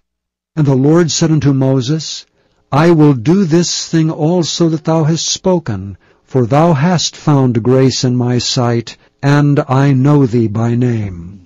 And he said, I beseech thee, show me thy glory. And he said, I will make all my goodness pass before thee, and I will proclaim the name of the Lord before thee, and will be gracious to whom I will be gracious, and will show mercy on whom I will show mercy. And he said, Thou canst not see my face, for there shall no man see me and live. And the Lord said, Behold, there is a place by me, and thou shalt stand upon a rock. And it shall come to pass, while my glory passeth by, that I will put thee in a cleft of the rock, and will cover thee with my hand while I pass by. And I will take away mine hand, and thou shalt see my back parts, but my face shall not be seen. Chapter 34. And the Lord said unto Moses, Hew thee 2 tables of stone like unto the first, and I will write upon these tables the words that were in the first tables which thou breakest. And be ready in the morning, and come up in the morning unto Mount Sinai, and present thyself there to me in the top of the mount. And no man shall come up with thee, neither let any man be seen throughout all the mount. Neither let the flocks nor herds feed before that mount. And he hewed 2 tables of stone like unto the first, and Moses rose up early in the morning, and went up unto Mount Sinai, as the Lord had commanded him, and took in his hand the 2 tables of stone. And the Lord descended in the cloud, and stood with him there, and proclaimed the name of the Lord. The Lord passed by before him and proclaimed, the Lord God, merciful and gracious, long-suffering and abundant in goodness and truth, keeping mercy for thousands, forgiving iniquity and transgression and sin, and that will by no means clear the guilty, visiting the iniquity of the fathers upon the children, and upon the children's children unto the third and to the fourth generation. And Moses made haste and bowed his head toward the earth and worshipped. And he said, If now I have found grace in thy sight, O Lord, let my Lord, I pray thee, go among us. For it is a stiff-necked people, and pardon our iniquity and our sin, and take us for thine inheritance. And he said, Behold, I make a covenant. Before all thy people I will do marvels such as have not been done in all the earth nor in any nation, and all the people among which thou art shall see the work of the Lord. For it is a terrible thing that I will do with thee. Observe thou that which I command thee this day. Behold, I will drive out before thee the Amorite, and the Canaanite, and the Hittite, and the Perizzite, and the Hivite, and the Jebusite. Take heed to thyself, lest thou make a covenant with the inhabitants of the land whither thou goest, lest it be for a snare in the midst of thee. But ye shall destroy their altars, break their images, and cut down their groves. For thou shalt worship no other God, for the Lord, whose name is jealous, is a jealous God. Lest thou make a covenant with the inhabitants of the land, and they go a-whoring after their gods, and do sacrifice unto their gods, and one call thee, and thou eat of his sacrifice. And thou take of their daughters unto thy sons, and their daughters go a-whoring after their gods, and make thy sons go a-whoring after their gods. Thou shalt make thee no molten gods.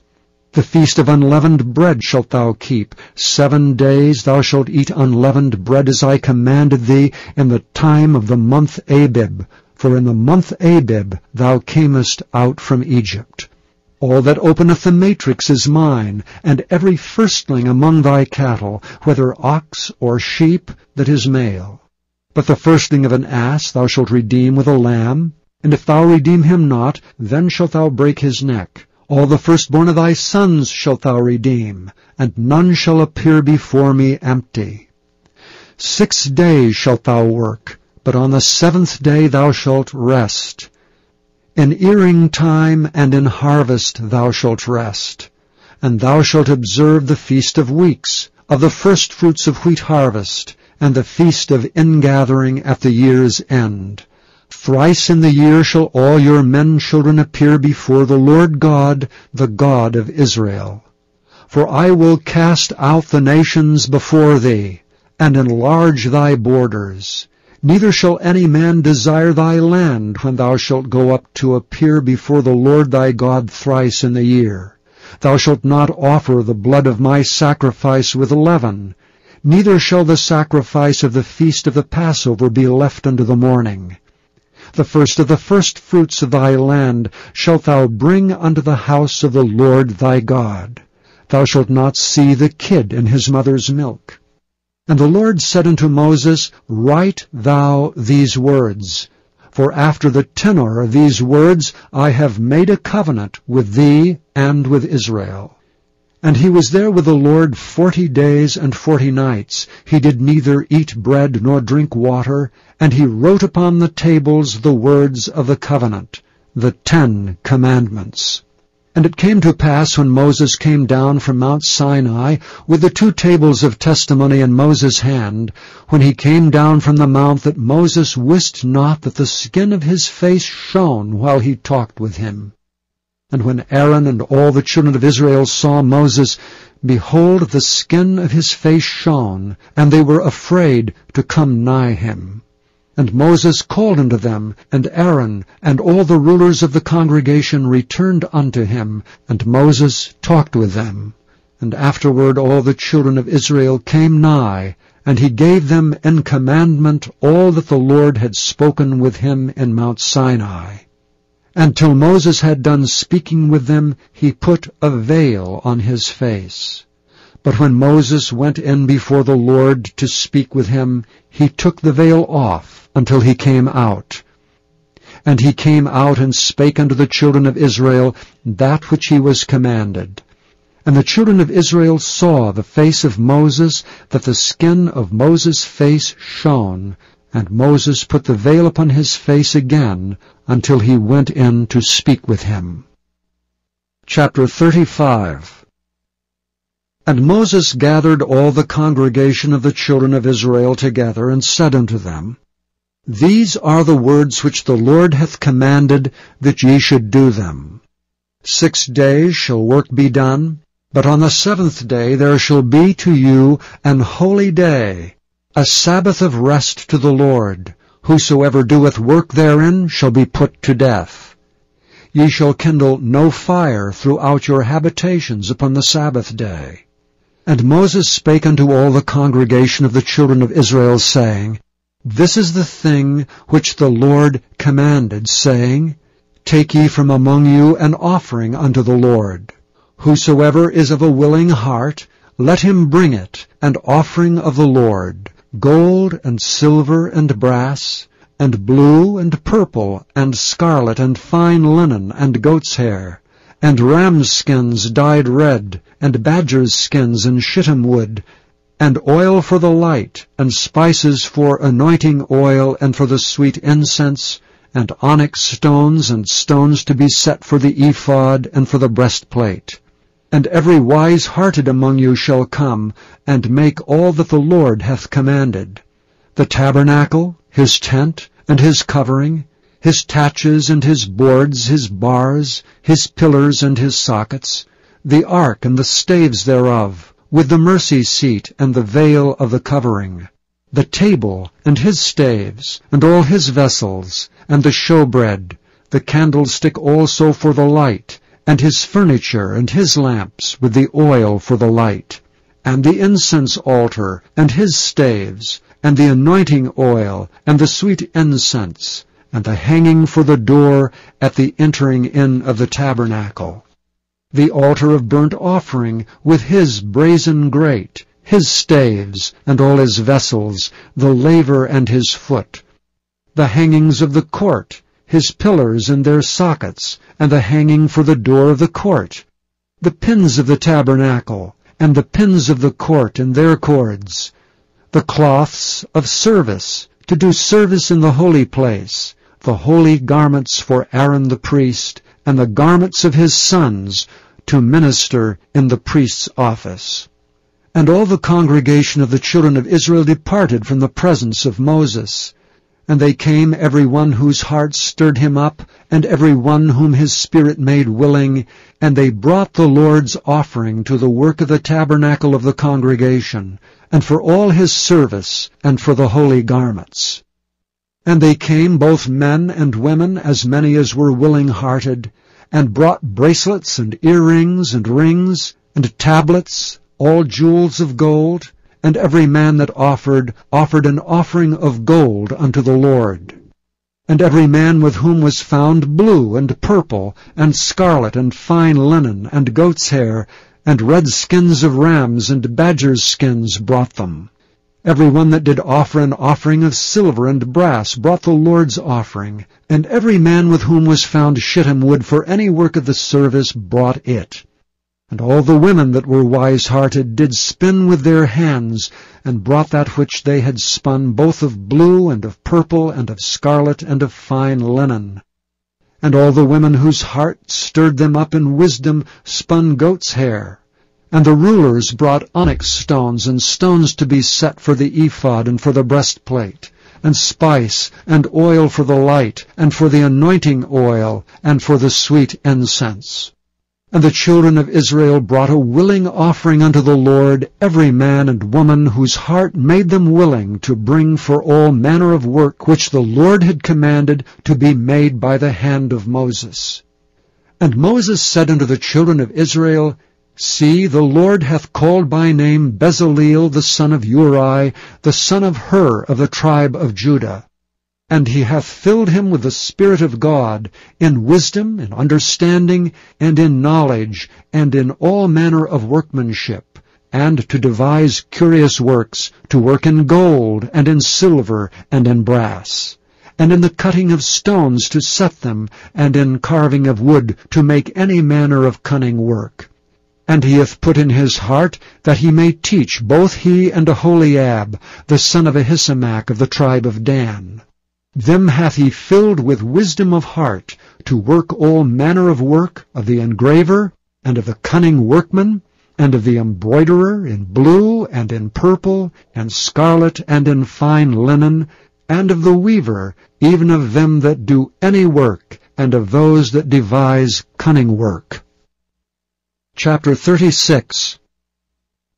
Then wrought Bezaleel and Aholiab, and every wise-hearted man in whom the Lord put wisdom and understanding, to know how to work all manner of work for the service of the sanctuary, according to all that the Lord had commanded.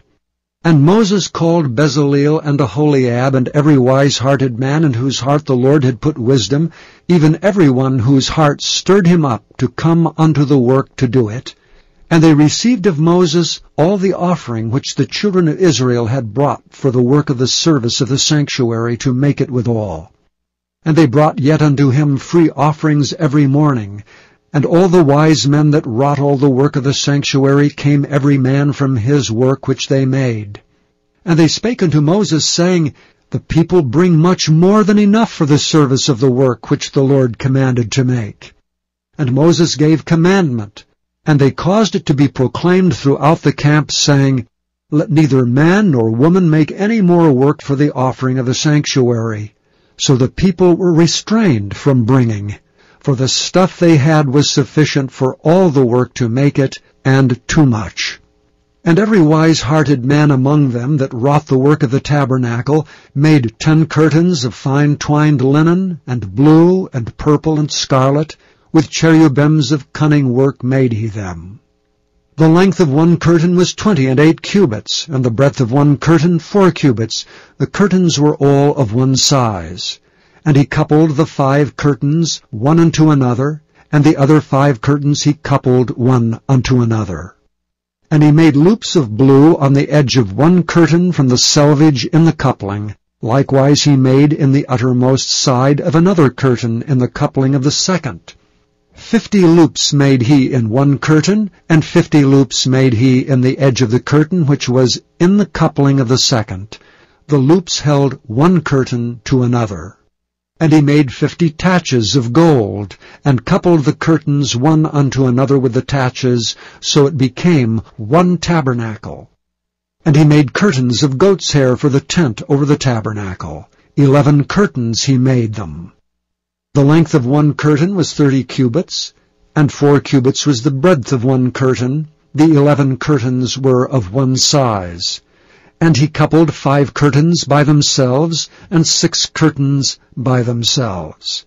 And he made 50 loops upon the uttermost edge of the curtain in the coupling, and 50 loops made he upon the edge of the curtain which coupleth the second. And he made 50 taches of brass to couple the tent together, that it might be one. And he made a covering for the tent of rams' skins dyed red, and a covering of badgers' skins above that. And he made boards for the tabernacle of shittim wood standing up. The length of a board was 10 cubits, and the breadth of a board 1 cubit and a half. One board had 2 tenons, equally distant one from another. Thus did he make for all the boards of the tabernacle. And he made the boards for the tabernacle, 20 boards for the south side southward, and 40 sockets of silver he made under the 20 boards, 2 sockets under one board for his 2 tenons, and 2 sockets under another board for his 2 tenons. And for the other side of the tabernacle, which is toward the north corner, he made 20 boards, and there 40 sockets of silver, 2 sockets under one board, and 2 sockets under another board. And for the sides of the tabernacle westward he made 6 boards, and 2 boards made he for the corners of the tabernacle in the 2 sides. and they were coupled beneath, and coupled together at the head thereof to one ring.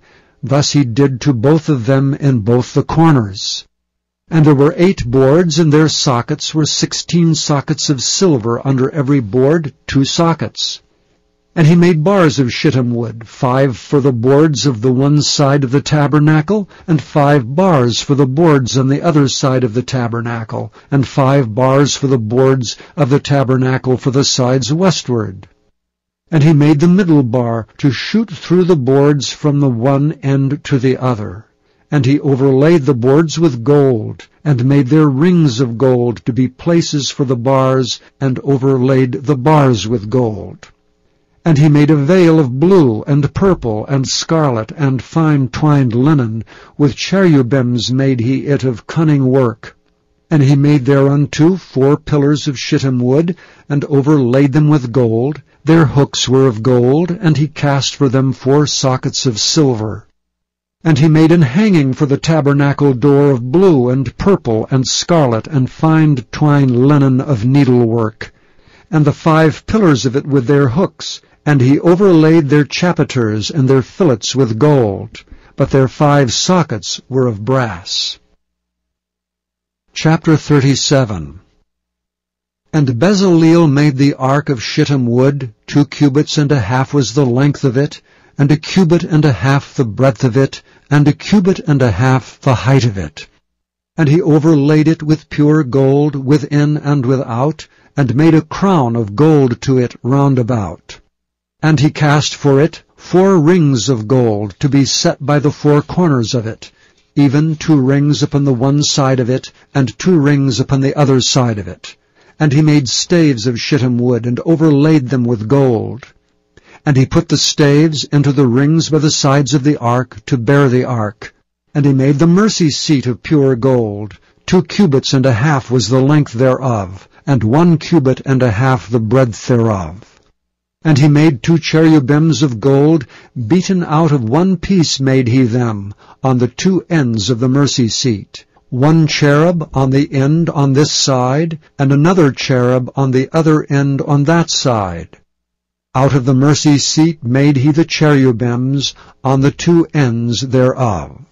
And the cherubims spread out their wings on high, and covered with their wings over the mercy seat, with their faces one to another. Even to the mercy seatward were the faces of the cherubims. And he made the table of shittim wood. 2 cubits was the length thereof, and 1 cubit the breadth thereof, and 1 cubit and a half the height thereof. And he overlaid it with pure gold, and made thereunto a crown of gold round about. Also he made thereunto a border of an handbreadth round about, and made a crown of gold for the border thereof round about. And he cast for it 4 rings of gold, and put the rings upon the 4 corners that were in the 4 feet thereof. Over against the border were the rings, the places for the staves to bear the table. And he made the staves of shittim wood, and overlaid them with gold to bear the table. And he made the vessels which were upon the table, his dishes, and his spoons, and his bowls, and his covers to cover withal, of pure gold. And he made the candlestick of pure gold, of beaten work made he the candlestick, his shaft and his branch, his bowls, his knops, and his flowers were of the same. And 6 branches going out of the sides thereof, 3 branches of the candlestick out of the one side thereof, and 3 branches of the candlestick out of the other side thereof. 3 bowls made after the fashion of almonds in one branch, a knop and a flower, and 3 bowls made like almonds in another branch, a knop and a flower, so throughout the 6 branches going out of the candlestick. And in the candlestick were 4 bowls made like almonds, his knops and his flowers, and a knop under 2 branches of the same, and a knop under 2 branches of the same, and a knop under 2 branches of the same, according to the 6 branches going out of it. Their knops and their branches were of the same. All of it was one beaten work of pure gold. And he made his 7 lamps and his snuffers and his snuff dishes of pure gold. Of a talent of pure gold made he it, and all the vessels thereof. And he made the incense altar of shittim wood. The length of it was a cubit, and the breadth of it a cubit. It was foursquare, and 2 cubits was the height of it. The horns thereof were of the same. And he overlaid it with pure gold, both the top of it, and the sides thereof round about, and the horns of it. Also he made unto it a crown of gold round about. And he made 2 rings of gold for it under the crown thereof, by the 2 corners of it, upon the 2 sides thereof, to be places for the staves to bear it withal. And he made the stays of shittim wood, and overlaid them with gold. And he made the holy anointing oil, and the pure incense of sweet spices, according to the work of the apothecary. Chapter 38. And he made the altar of burnt offering of shittim wood. 5 cubits was the length thereof, and 5 cubits the breadth thereof. It was 4 and 3 cubits the height thereof. And he made the horns thereof and the 4 corners of it. The horns thereof were of the same, and he overlaid it with brass. And he made all the vessels of the altar, the pots, and the shovels, and the basins, and the flesh hooks, and the fire pans, all the vessels thereof made he of brass.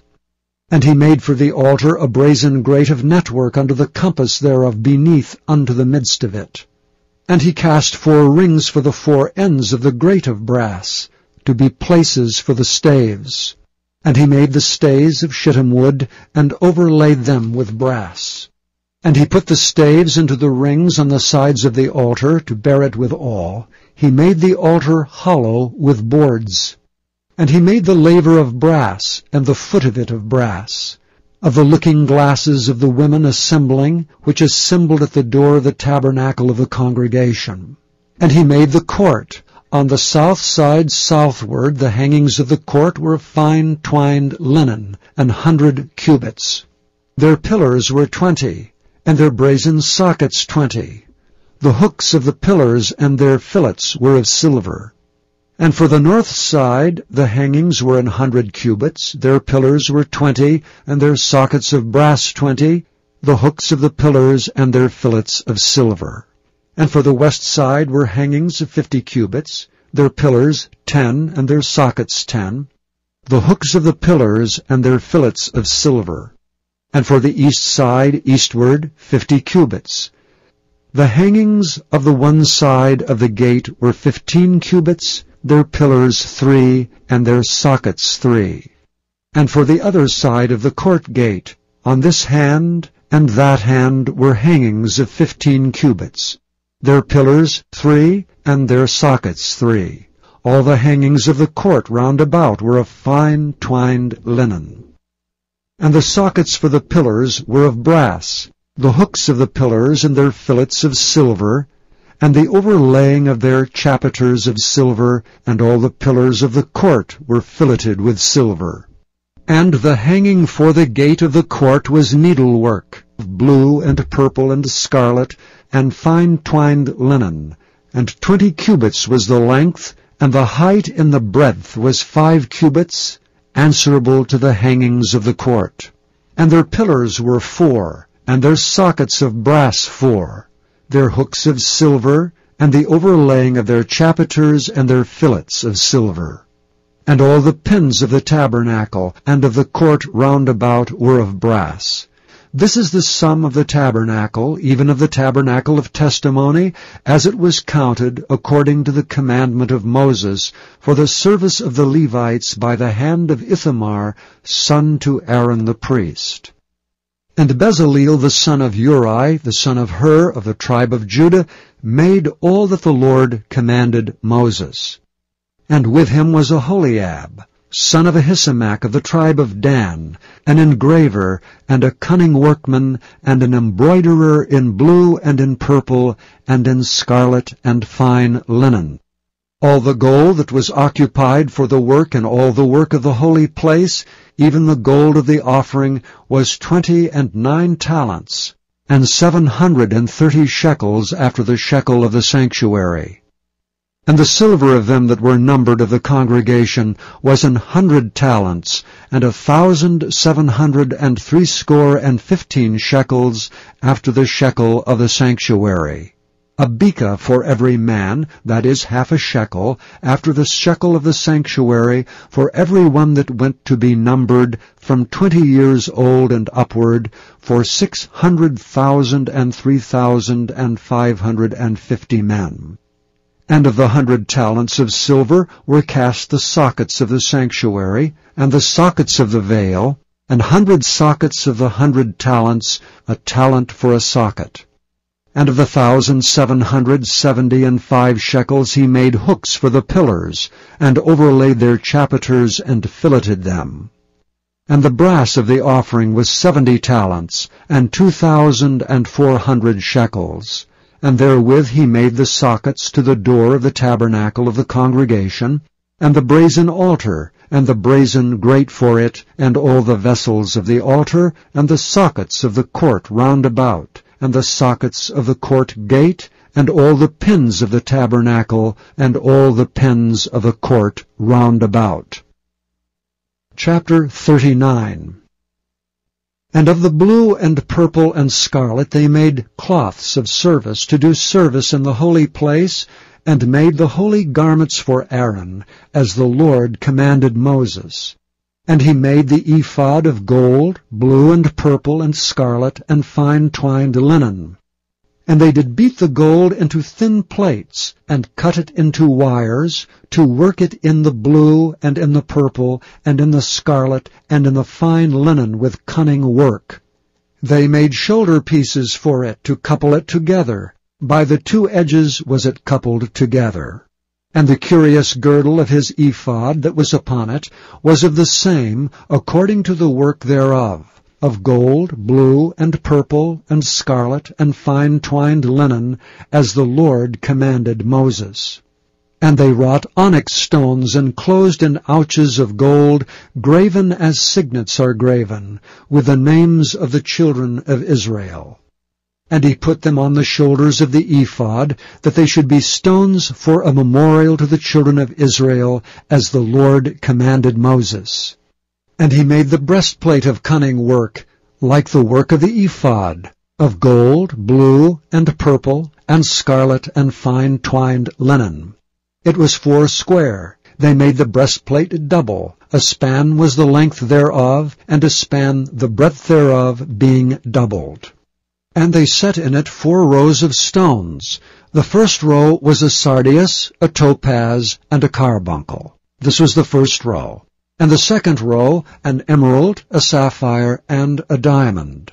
And the third row, a ligure, and agate, and an amethyst. And the fourth row, a beryl, and onyx, and a jasper. They were enclosed in ouches of gold in their enclosings. And the stones were according to the names of the children of Israel, 12, according to their names, like the engravings of a signet, every one with his name according to the 12 tribes. And they made upon the breastplate chains at the ends of wreathen work, of pure gold. And they made 2 ouches of gold, and 2 gold rings, and put the 2 rings in the 2 ends of the breastplate. And they put the 2 wreathen chains of gold in the 2 rings on the ends of the breastplate. And the 2 ends of the 2 wreathen chains they fastened in the 2 ouches, and put them on the shoulder pieces of the ephod before it. And they made 2 rings of gold, and put them on the 2 ends of the breastplate, upon the border of it, which was on the side of the ephod inward. And they made 2 other golden rings, and put them on the 2 sides of the ephod, underneath toward the forepart of it, over against the other coupling thereof, above the curious girdle of the ephod. And they did bind the breastplate by his rings under the rings of the ephod with a lace of blue, that it might be above the curious girdle of the ephod, and that the breastplate might not be loosed from the ephod, as the Lord commanded Moses. And he made the robe of the ephod of woven work, all of blue. And there was an hole in the midst of the robe, as the hole of an habergeon, with a band round about the hole, that it should not rend. And they made upon the hems of the robe pomegranates of blue and purple and scarlet and twined linen. And they made bells of pure gold, and put the bells between the pomegranates upon the hem of the robe, round about between the pomegranates. A bell and a pomegranate, a bell and a pomegranate, round about the hem of the robe to minister in, as the Lord commanded Moses. And they made coats of fine linen of woven work for Aaron and for his sons, and a mitre of fine linen, and goodly bonnets of fine linen, and linen breeches of fine twined linen, and a girdle of fine twined linen, and blue, and purple, and scarlet, of needlework, as the Lord commanded Moses.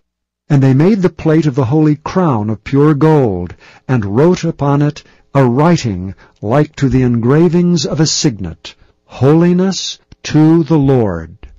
And they tied unto it a lace of blue, to fasten it on high upon the mitre, as the Lord commanded Moses. Thus was all the work of the tabernacle of the tent of the congregation finished. And the children of Israel did according to all that the Lord commanded Moses, so did they.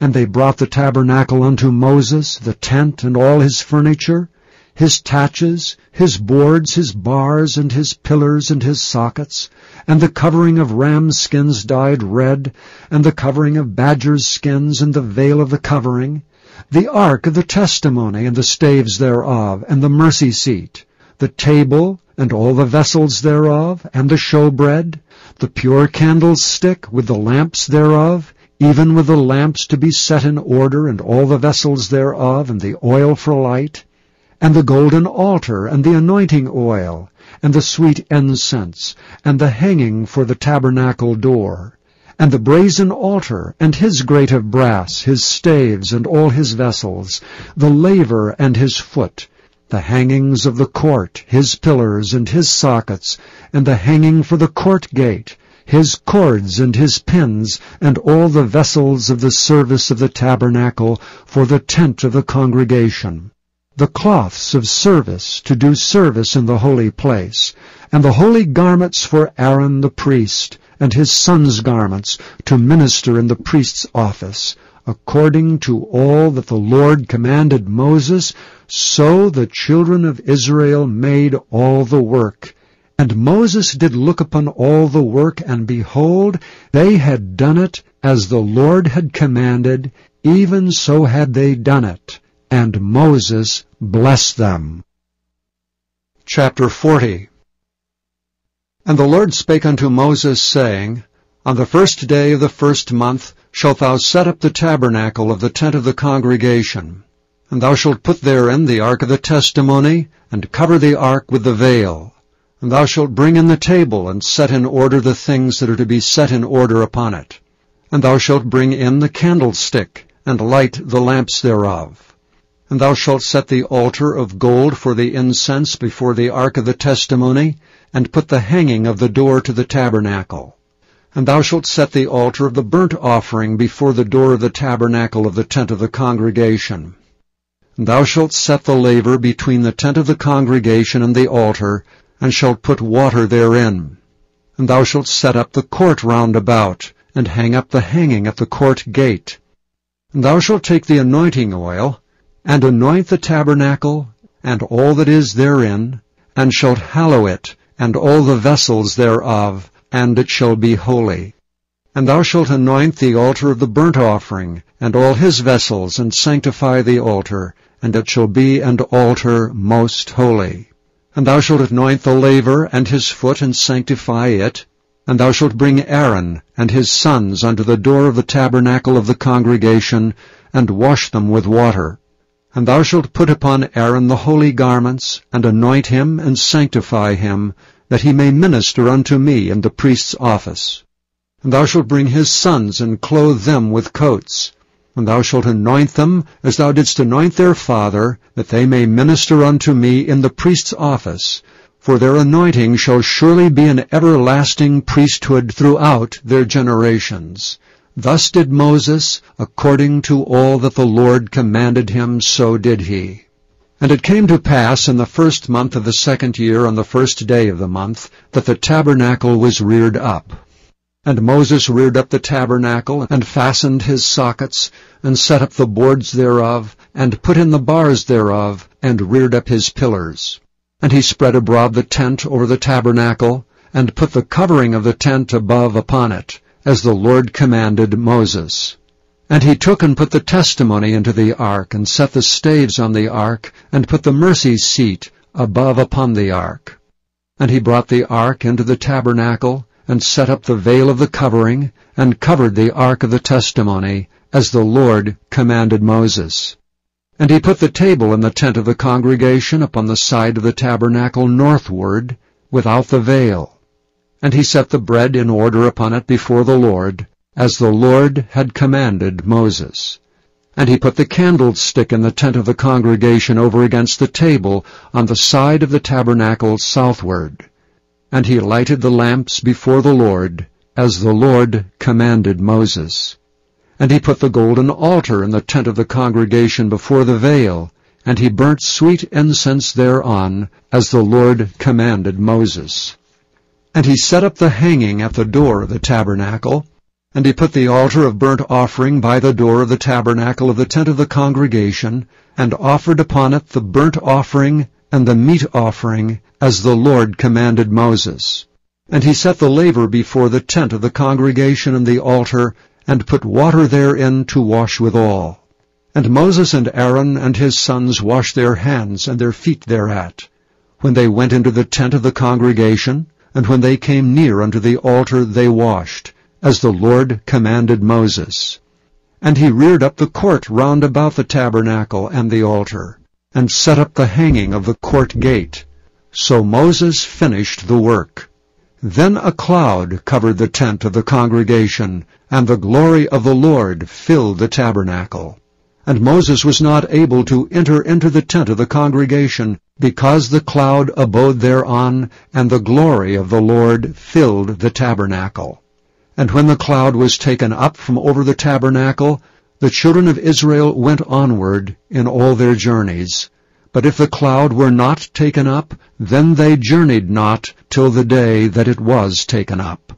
For the cloud of the Lord was upon the tabernacle by day, and fire was on it by night, in the sight of all the house of Israel throughout all their journeys.